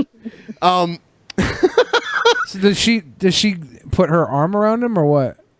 Huh? What? Is She it all did. over? So it's all over. Well, she kind of had her hand on the back of his neck. Yeah. It looked like she was either gonna kiss him or punch him. Yeah. Could be either. It is. I mean, not much more interesting happens. That's the funniest part. Okay, here's someone trying to advocate for child labor. This is fucking crazy. I know it's an unpopular opinion, but hear me out on this one. Our society would benefit enormously from bringing back child labor. If you don't know what Holy that is, shit, I during the know this dragon. Do you? No, well, no, not personally. Oh. There was a big. Okay, fuck. There was. I'm pretty sure I know this dragon from like a big leak in the furry community. That entailed like people raping animals. Oh, the Kiro thing. Yeah. This is the guy. This dragon dude was one of the dudes that interviewed Kiro, where Kiro basically like ousted himself. I'm 100% sure this dragon's the same dude. And he's not Kiro, the interviewer. Yeah. Oh my God. Yeah, check this out. He's going to try to tell us why we should bring back child labor. I can't believe there are so many people wanting to go so far backwards with things. I don't get it. There's a reason why they got rid of child labor. They don't even let like child actors work too much. You know? Like forget about making children work backbreaking labor in factories or construction. They didn't even let the Olsen that's why they normally get twins. That's why so many like children that were famous when they were really young were twins, so that they could have two different actors play the same character. Now, can what's it called when I dispute something that you say? When I'm fucking the word's not coming to my mind. Not debate. Where I'm like, if I may have another volley, sir. That's what I want to do. I want to dispute your claim here about child labor. All right, this is where I think child labor could work in America. All right, we have all these children. We have all these children. All right, that use fucking apps all day long on their phone, right? And they're sitting there playing. Yeah, they stupid follow fucking games. Billy the Fridge. And they're ad farming for other people, right? They're viewing things and making money off viewing these ads on YouTube. These kids are fucking ad farming for all these other YouTubers and shit, right? They exist out there. All these different games and stuff they play get ads pinned onto them. These kids are fucking making somebody money. What if we made games targeted towards 7, 8, 9, 10, 11, 12-year-olds that actually did low-level tasks that normally we would shell out to India for pennies on the dollar. And these kids get paid pennies on the dollar instead of the Indians for doing things like verifying pictures through Google and stuff like that, the CAPTCHA verification, things like that. We now monetize these children in a technologically advanced way where they're not in a sweatshop. They're doing it from the comfort of their own phone. Children should be focusing on their education and hardly anything else. Maybe that's a asking hobby. too little. Maybe a hobby. Or athletics or something like that. Learning how to play an instrument. Learning some sort of trade. Plus, don't forget that if you want to introduce a system like that, you can pay these kids pennies on the dollar all you want, but you're not going to get kids cheaper than out of a sweatshop anyway. Right. Yeah, the pennies on the dollar, the fucking kids in Indonesia would kill for that shit. So, yeah. Half of that, a third of that is maybe what they're getting paid. Right. Manual labor jobs were replaced by machines. Those jobs didn't require heavy lifting, and the machines were simple enough to operate even by children. Children typically were cheaper to hire, so doing so became common practice. Now, due to some constitutional thing, child labor was outlawed in the 1930s. Some constitutional thing, yeah. That just happens randomly, right? Due to some constitutional thing. This is what really stirred America on its downward spiral. It became cheaper for companies. Is this trolling?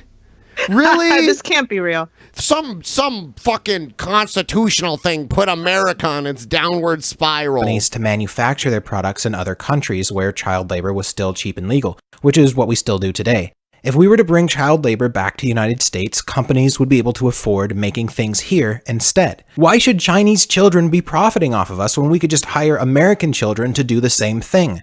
Not only would it give them jobs, but it would lower prices of various goods for us. Yeah, the Chinese sweatshops, the children that work in the Chinese sweatshops, they're profiting off of us. Yeah. Hey, I saw someone in the chat say, put those kids in the coal mine. Fuck that. I'm sick of perfectly good jobs being taken by canaries. Why don't we send kids into the coal mine and see if they die? Yeah.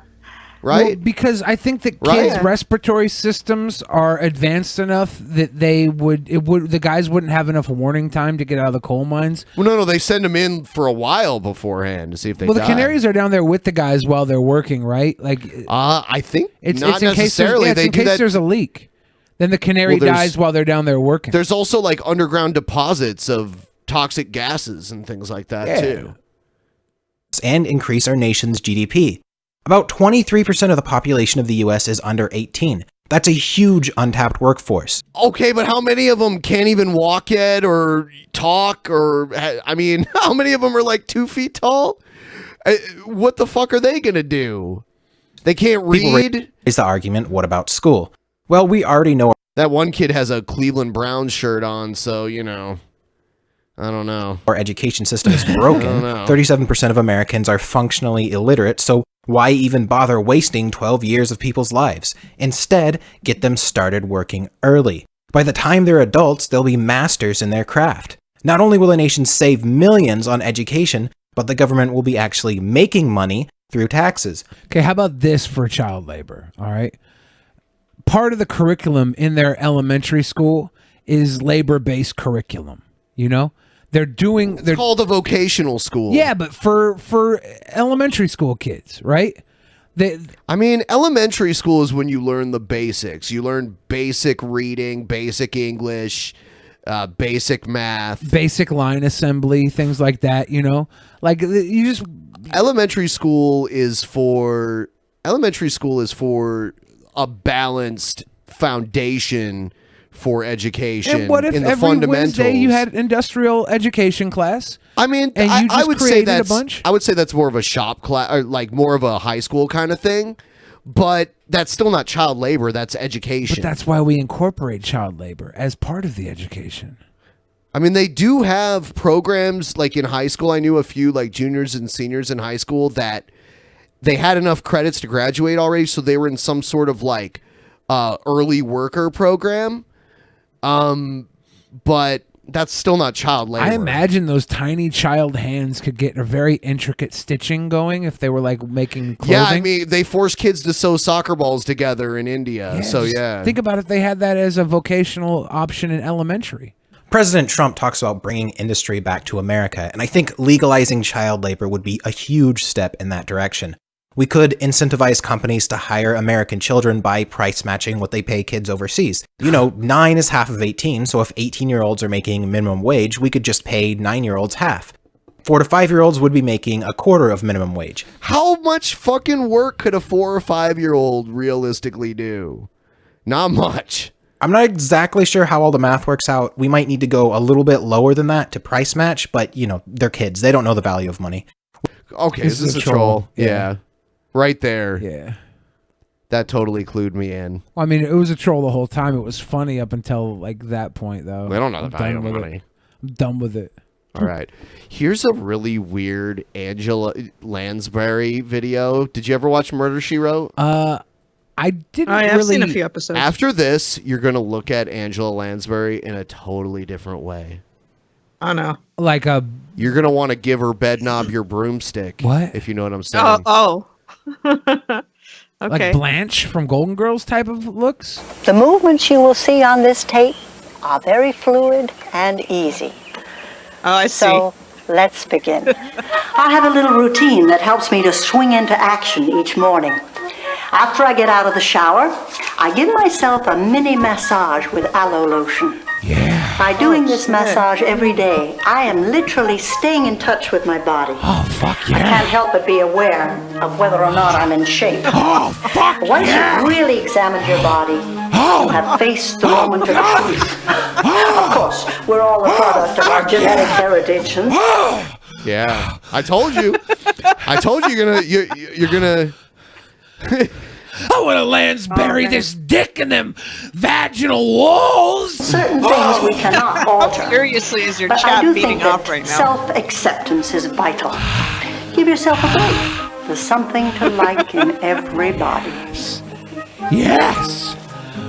Oh, it gets worse. Oh, let me tinkle your wrinkle, Lansbury. Yeah. Oh, fuck yeah. Oh, yeah. Ooh, cocky. I take these few moments to focus on the day ahead. I think about each demand that will present itself in the coming day, and I Ben, visualize you're myself. sitting next to Billy right now, right? Yeah, he like almost knocked over How all the shit on uncomfortable this are you? table. Ben, don't Very tease uncomfortable. Me. Ben, hit the play button. Making it Don't easy tease and me. well. Oh. I remind myself that I'm going to try to live each moment with a sense of peace, harmony, and calm. After all, it is the dawn of a new day. Anything is possible. Yes! What? You like those flappy triceps? Oh.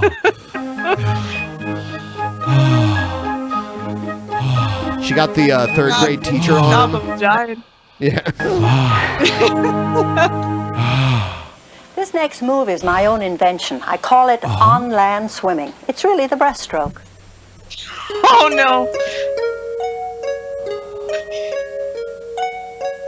Ladies and gentlemen. Why was this made?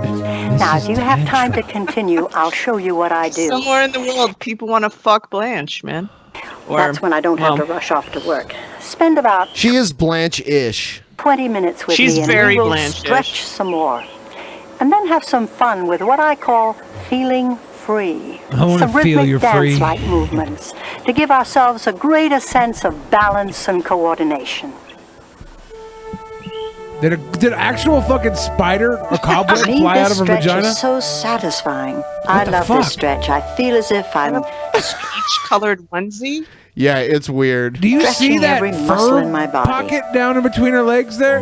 She got a Stretching fur the bump. body all the way Her down furry to one heel. vajayjay sticks out Far further as than you her can wrinkly go. old grandma tits. Relax. No, don't close up on it. And then all the way down with the Oh! other heel. The fucking other goose side. knuckle.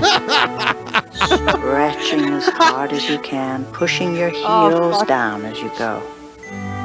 Oh, the slow Reaching lingering with your shots. arm as far as you giant. can. Hold on, we gotta pause it. I'm kind of a feet tissue. guy. It's getting warm in here. I'm kind of a feet man. Look at those toes. She ain't got no fucking hammer toe. Those are suckable. Ben, if he takes off his pants, run, man. I'm gonna Run. try. Oh shit. Inhale and allow your lower back to arch. And as you breathe out, draw your stomach in, pressing your lower back into the floor. If she queefs, I'm gonna jerk off. Lift your back off the floor and arching. She's air Pressing your lower humping. back into the floor. Keep your knees bent. Grinding. Now lift the hips off the floor. She's grinding up a Billy. Hold it there for a moment. Breathe out as you roll Bust down. it down, Tati Grama. Lift. I think she's visualizing you up on the ceiling Hold for a above her right moment. now. I'm gonna do it Breathe with out her. as you roll down.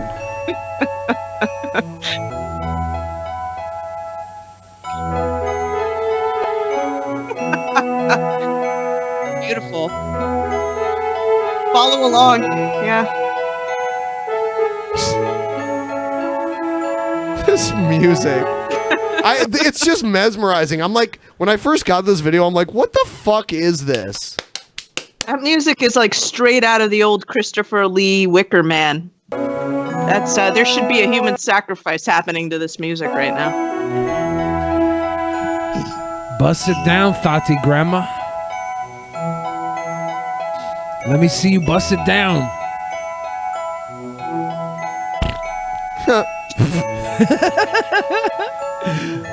Oh my god. When she queefs, it just sounds like a fan blowing. Oh, what's she doing now?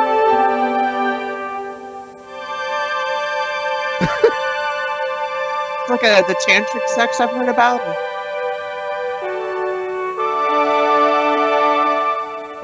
Tantric masturbation.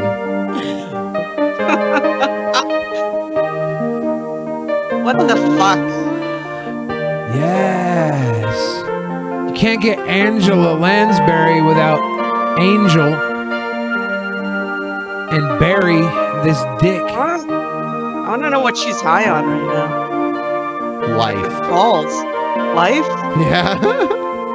I often illustrate a thought with a gesture, such as, have a piece of chocolate cake, or won't you have a seat? Or would you like a nice warm hand job? She's role playing now. Oh god. Is that her hand job glove? Yeah. Yeah. Oh, deep throat that fucking You know, sandwich. bike riding is a lovely way to get around. For me, it provides one of the greatest feelings Also of a release. great way to lose your hymen. It's like floating, feeling the breeze in your hair and no sound. She didn't lose it that way. Just the whir of the bike wheels. There's Of course, I'm not talking She's lost about the being memory of hunched her over a hymen European at this point in her racing life. bike with skinny little tires and a seat that feels like torture. No, there are wonderful new bikes out with sturdy wide. The seat feels like torture, so what I've done is I've removed the seat entirely. Yep. Now Well, she can't tell the difference. Now the shaft of the bicycle goes right up my vajujus. Tires, upright handlebars, and a nice wide, almost comfy seat.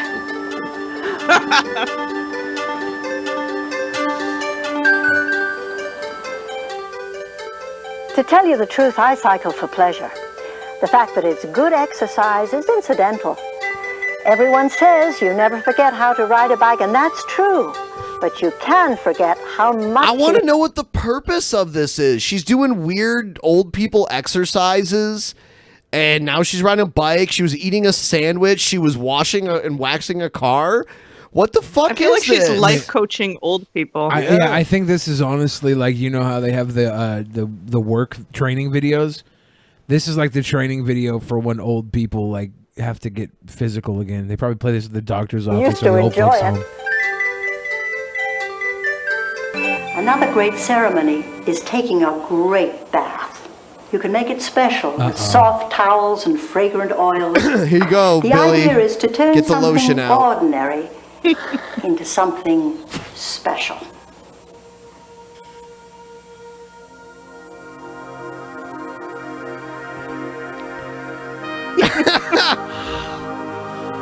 The dating sim you were hoping for. I think femininity and sexuality go hand in hand. It used to be thought that women lose interest in sex after menopause. But now we know that just isn't true. Obviously, both you and your partner are different than you were 30 Hey, years Billy, ago. would you drink her bathwater, buddy? Out of Egghead's bathtub. But if you can accept the inevitable physical and other changes, you can keep romance in your life.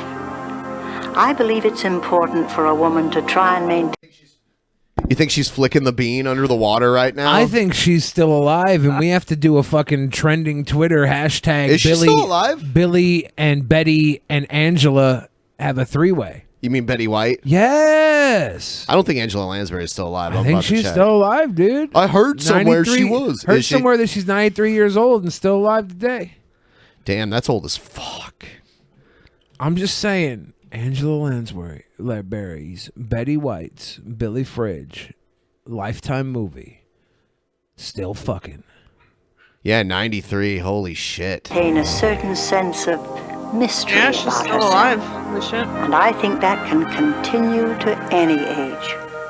It's so easy to give up or to get lazy. It's worth it to continue to present yourself. She was born in Regent's Park, London, which strangely enough was the site of the first ever DP meetup. Really? Yes. It was literally at Regent's Park in London. Can we meet up in Regent's Park again and DP Angela Lansbury? I mean, I don't know if she lives As there. a woman but- of loveliness Sure, why and not? dignity. A woman who feels good and knows she's looking her best. Yes. She'll continue to attract attention as a feminine, sexual person. Yes. The right kind of attention doesn't have to stop unless you want it to. Is she gonna sell like some what's that multi-level marketing shit? Mary Pyramid Kay scheme? or something? Oh, okay. Some Cutco knives. Yeah, she gonna sell some Cutco knives. At the Did end you of ever this- do that? No. Okay. I almost did. I went in for the interview. Yeah. Cutco knives. I had met this guy from high school that was like, "Hey man, I'm doing really well. I'm doing some business out here. You got any free time? You want to come have a meeting for some business?" And I was like, "No," because I knew it was multi-level marketing. I was like, "No, I don't want to." Oh, it was such a scummy interview. It was really funny. All right, so we're going to get into Billy's favorite segment. Let's go find this hater and put a bullet in this fuck. Isn't that fucked up? I'm the only critic with the good kind of fairy drama. That's because Jesus Christ is my nigga. Isn't that fucked up? You play so much shit on this show that bothers me that you play an old lady in a bathtub, and I finally have a little bit of rest from the cringe of what you play. It's just fucking Angela Lansbury in a bathtub was the only moment that I got to enjoy myself for the last 78 episodes. That's pretty fucking sweet. That's very telling. Pretty fucking sweet. All right. Sweet baby Day Day. What? Hmm. Oh, no. Sweet baby Day Day. Oh no. I know this is gonna be hard, but Oh no. What the fuck? it's Daddy's first day of work. Can't take you with me. Daddy has to go. Be good, okay? Promise be good, right? You little joker. Are you sure this isn't porn? Yes. I don't know. Oh, why you kiss the camera though?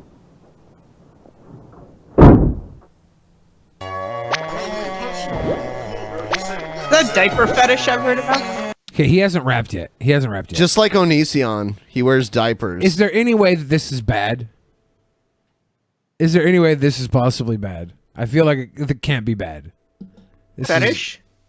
This can't, like, this would have to be like furry rap levels of bad.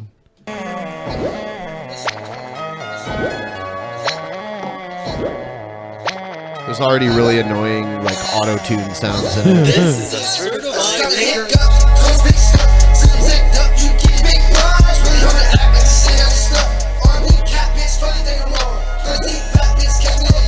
Where did he find guys drunk and high enough to take part in Did you this see one? that? Yeah. I'm sorry, what did you say? I was just saying, where the fuck did he find guys drunk and high enough to set this up? Yeah. Hey man, listen to this idea. We're all gonna pretend like we're babies. I wish I was in this video with him. Yeah, I wanted you to be on camera when that part happened. It got all loud too during that part. The distortion when they say it.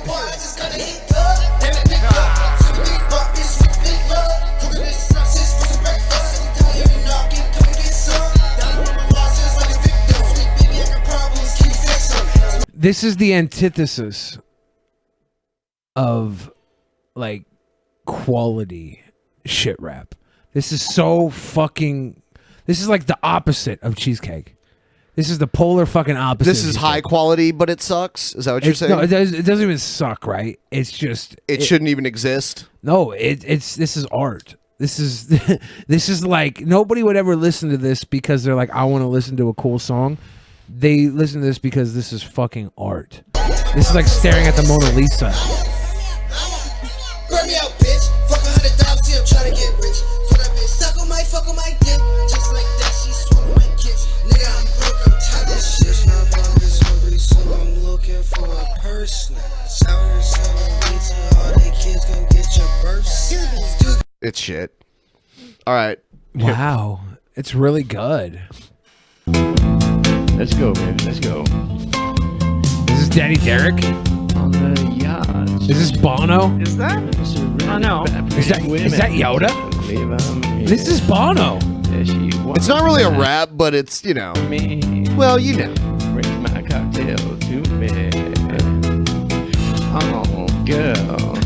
God. You know. I am your fantasy man. Okay, what is he selling? Take you there. You go to sleep. You toss in your dream. Scream with delight. Yes, I'm your fan. You think Look at that half-hearted enthusiasm from the women. Yeah. I feel like he met them at the local strip club and like paid them to come do this I video. don't even think it was the local strip club. I think it was the local Hooters? No, the local sex community, the kink community. I think he's probably one of those weird crusty daddies that like smacks the pussy. He just like punches the pussy, and the girls are all into that fucking weird shit. And he's like, "I'll give you $700 if you come stand by a green screen for me." These girls don't have the smoothness of a stripper. These are girls that just like to be tied up and spanked and have shit done to them by a weird old man, and he does that. This is so bad. Yeah, 100%. Growly voice is so uncomfortable. These girls have wanna slap ya. These girls have a different level of daddy issues. This isn't stripper daddy issues. This is something else. This is a deep-seated kink All these girls have been choked within an inch of their life during sex by this guy. What the fuck was that? Did he just pirouette? Yeah. This motherfucker just pirouette? Sick moves. What'd you say? You'll take me where? Look off to the side. Is there? You could tell that this guy is like, he banged all these women because like he's never ever once had to have any sort of actual talent. He's just like daddy as fuck, and all these little girls fall in line. It's gross. I hate it, but it's true. He's probably 7 foot tall, has a dick the size of a fucking meteor, and a lot of money in his bank account. A lot of fucking money. Here's the next one. Oh, go ahead. Does he though? I was just gonna say this guy strikes me as more of the type that had a guitar in his garage and $20 and hooked up some women coming out of the restroom of the local bar. Yeah, I think you're underselling it. I agree with you. Am I? I think he would have to, just based on his vocals to this song, I feel like he has to have a whole lot packing elsewhere to get to this point where he thinks he can sing like this on a fucking shitty song. A beautiful whale. He's got he's trying to hold a cigarette in his mouth, so now he can't even lip sync. This is who David Duchovny based himself off of in the television series Californication.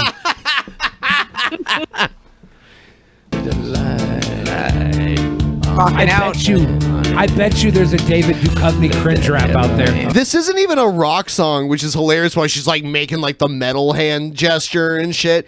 It's acting like he's rocking out on the guitar. This kind of has like a Latin flair to it. I don't know.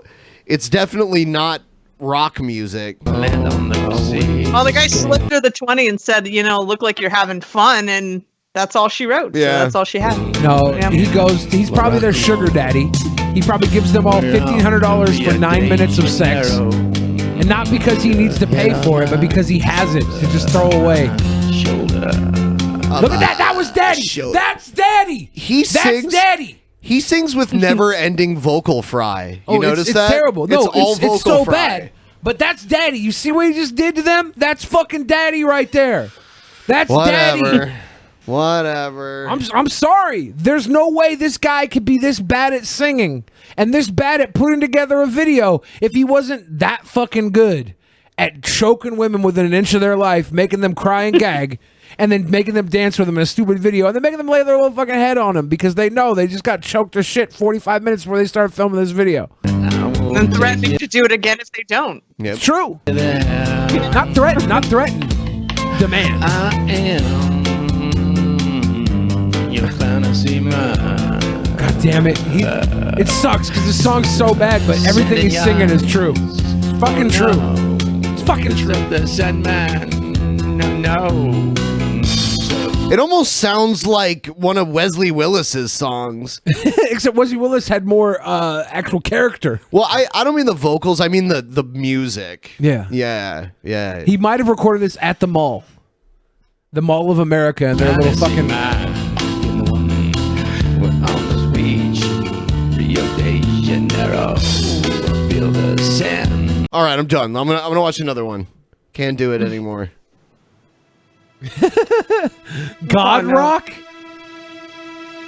Oh, this is gonna piss me off. Going back to your first love. If you have failed, that's okay. He's had like an amusement park or something. Paid the price. Rise! This is T-Rock coming at ya, stepped up to the mic.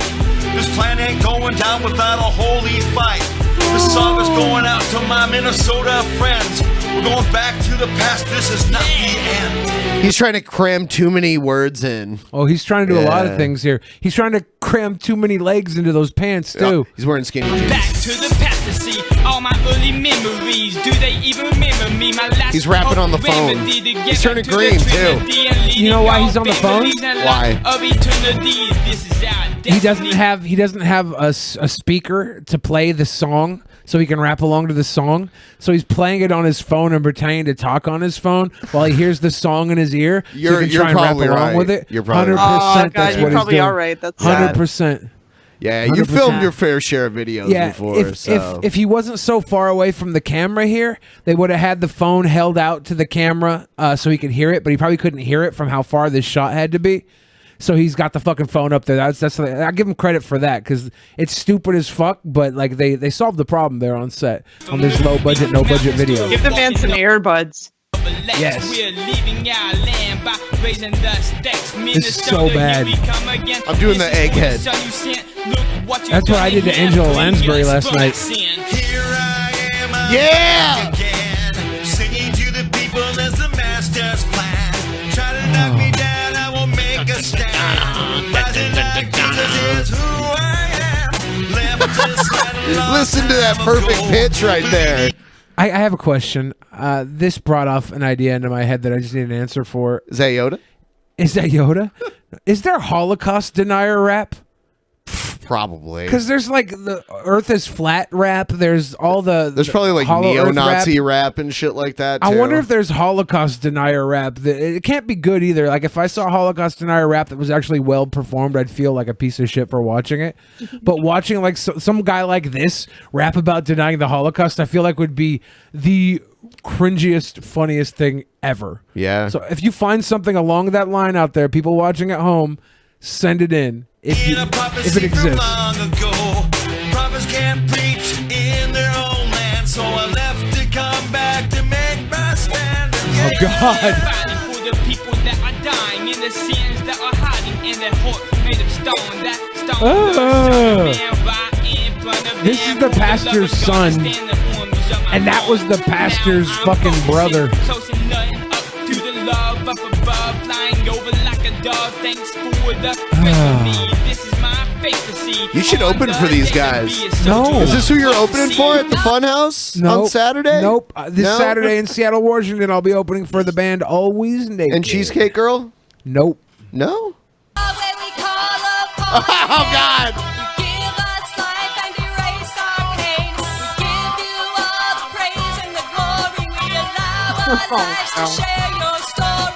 You know, I gotta commend her though, getting this use out of her wedding dress. Like, other than the first 7 weddings, this is a great use for this dress. Like, this is ridiculous. I like how they went and bought like some fireworks to set off, like some smoke bombs and shit. Smoke bombs, and they put it in a little dish. Yeah.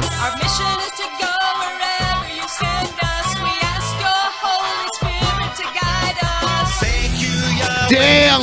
He's got Beetlejuice pants on. This mission that you sent me on to Tennessee. Do you think this is a family? Do you think that's the mom, this is the dad, and the son was Maybe. rapping? Maybe. Oh God, that is so much worse. You brought me to the mountain so you could teach me the freedom that you gave when you died for me. You died for me. Slide back to the land where the calling originally began. I want everybody who is a Christian to watch this video and then question whether or not you're still a Christian after it's over. There's like, I'm a liberal, right? But if somebody made a video this bad about being a liberal, I'd become a Trump supporter tomorrow. I think this is a pretty effective deconversion therapy, if you ask me. Oh, it's so bad. Back in the land of 10,000 lakes. Maybe they play this for all the gay kids they want to convert straight because they see their grandpa wearing these fucking pants. Like, no, I'm straight now. There's no way that this turns me on at all. I'm done. I'm going back to women. To make my stand for your name. Why?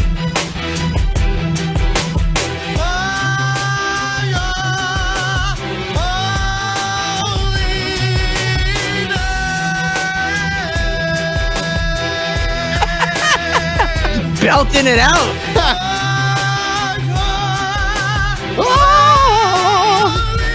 Oh God. Power of Christ compels him. Look at him. This is what happens when you start a band and ask for Jimmy Page, but get Bible Page instead. Bible Page. Diamond Dallas Page would be a better fucking singer than this guy. Jimmy Page was a guitar player, though. Not Well, I know. You ask for Jimmy Page and you get Bible Page instead. This is trash. Okay.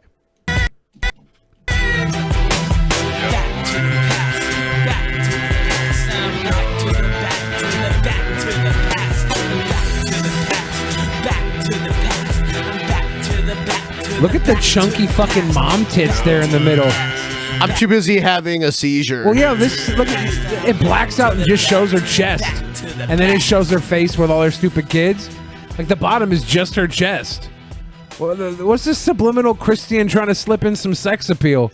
Grandma tits. Between this grandma tits and Angela Lamberry's fucking beaver bush, I'm gonna be picking some gray hairs out of my teeth tonight. So we got about 10 minutes left. I have a few more. Here's this one.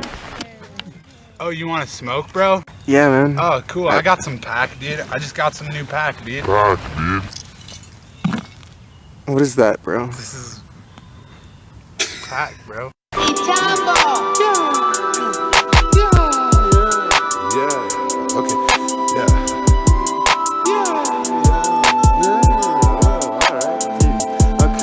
What the deal, ho? Need it for the real, low. I'll be in the field, though. Catch a package, my plug vacuum sealed, those. Elbows and kilos, what you need for? Oh, okay, please, for. Meet me at the Texaco and keep it on the D-low. My eyes real low, hugging fucking trees, how I love weed. How you like ho. this? I love I don't. weed, I hug trees, Mary, keep it chill. Lil' ho pay my bills, all natural, I don't wanna do no pills. I smoke kill, I don't wanna kill myself, I just wanna chill and smoke crop straight from the grow op. Bitch, you a motherfucking op, see it in your face, I don't fuck with ops, hell nah, I just talk to crops.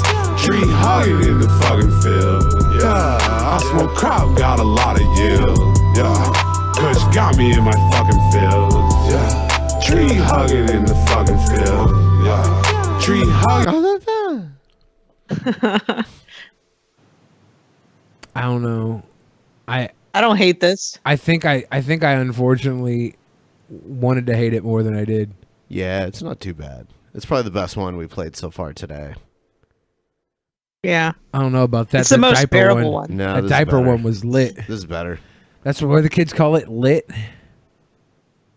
What is this? Let's see. Yes, rapper shit. Oh, this you know guy. what I'm saying? What the fuck? You want nice things? You need to hustle that money up. Oh my God. See, I hustled that money. Don't you know I saved up? Don't you know how it be? Said I ain't got a front. Yes, I got me a nice camper. That's how it is. That's how it be. Said I had to handle my business. I saved up, got an $8,000 camper. That's how it be. Now you know I be lamping. My son got a bedroom and 3 beds. I got my own bedroom. So he lives in a camper? My son's got a bathroom and 3 beds. he's really proud that he's got 3 beds in his son's camper room because his room is it's definitely a trailer. The room is set up for 3 children when you go camping with the family. My son's got a bathroom and 3 beds.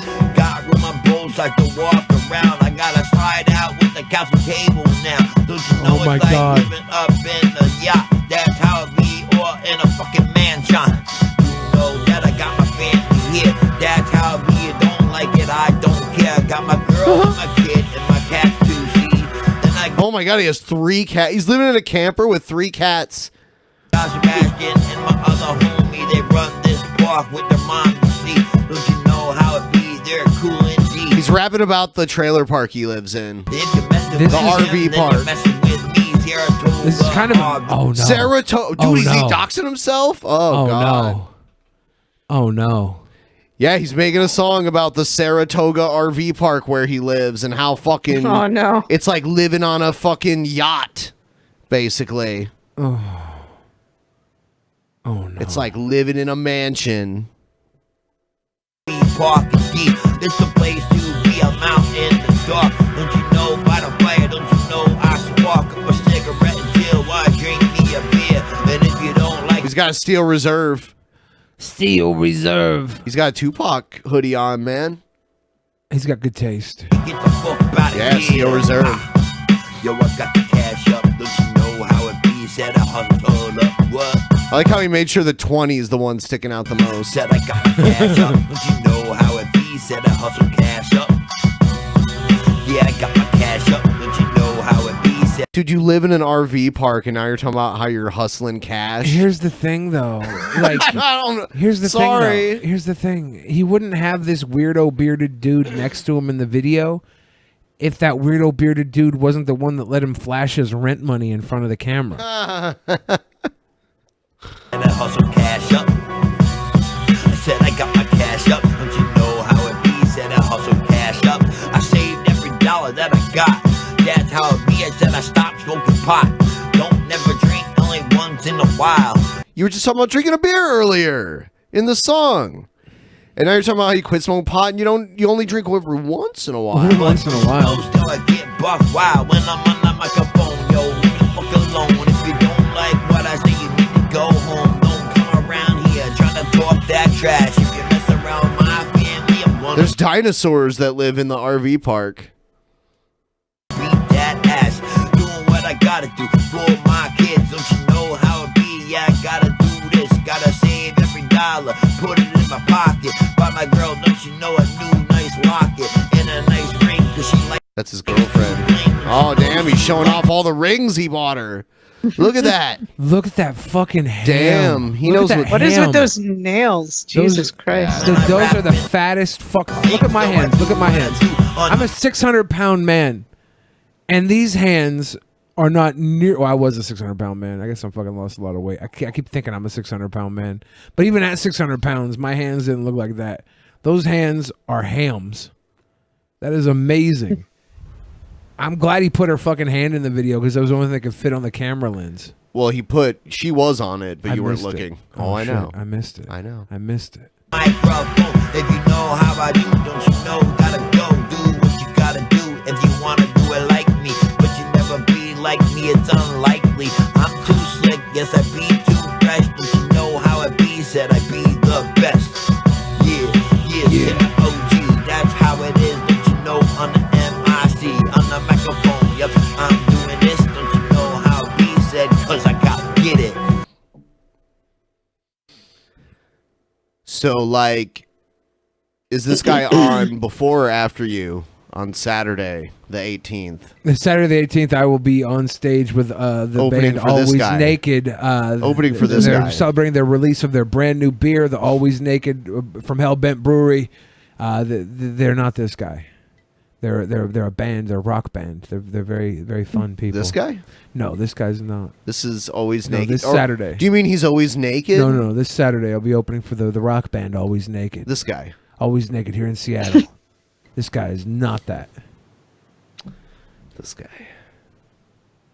Yep. Go check out Billy the Fridge, this guy and Cheesecake Girl this Saturday at the Fun House. I have beautiful hands.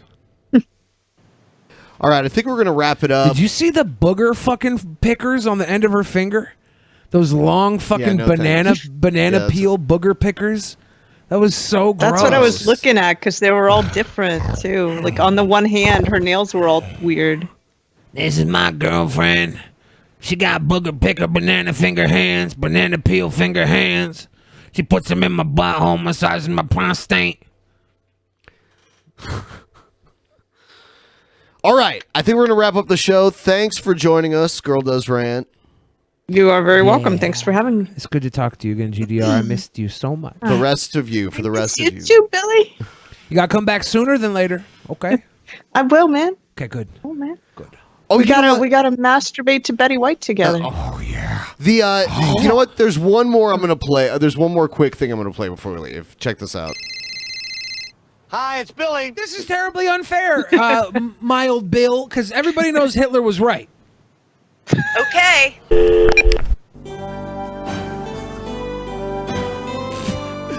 Hitler was right, leaning in his politics.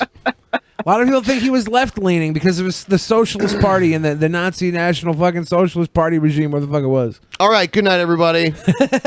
We're going to go do the post show. Patrons $10 and above, members, all that lovely shit. Get it. We will see you there.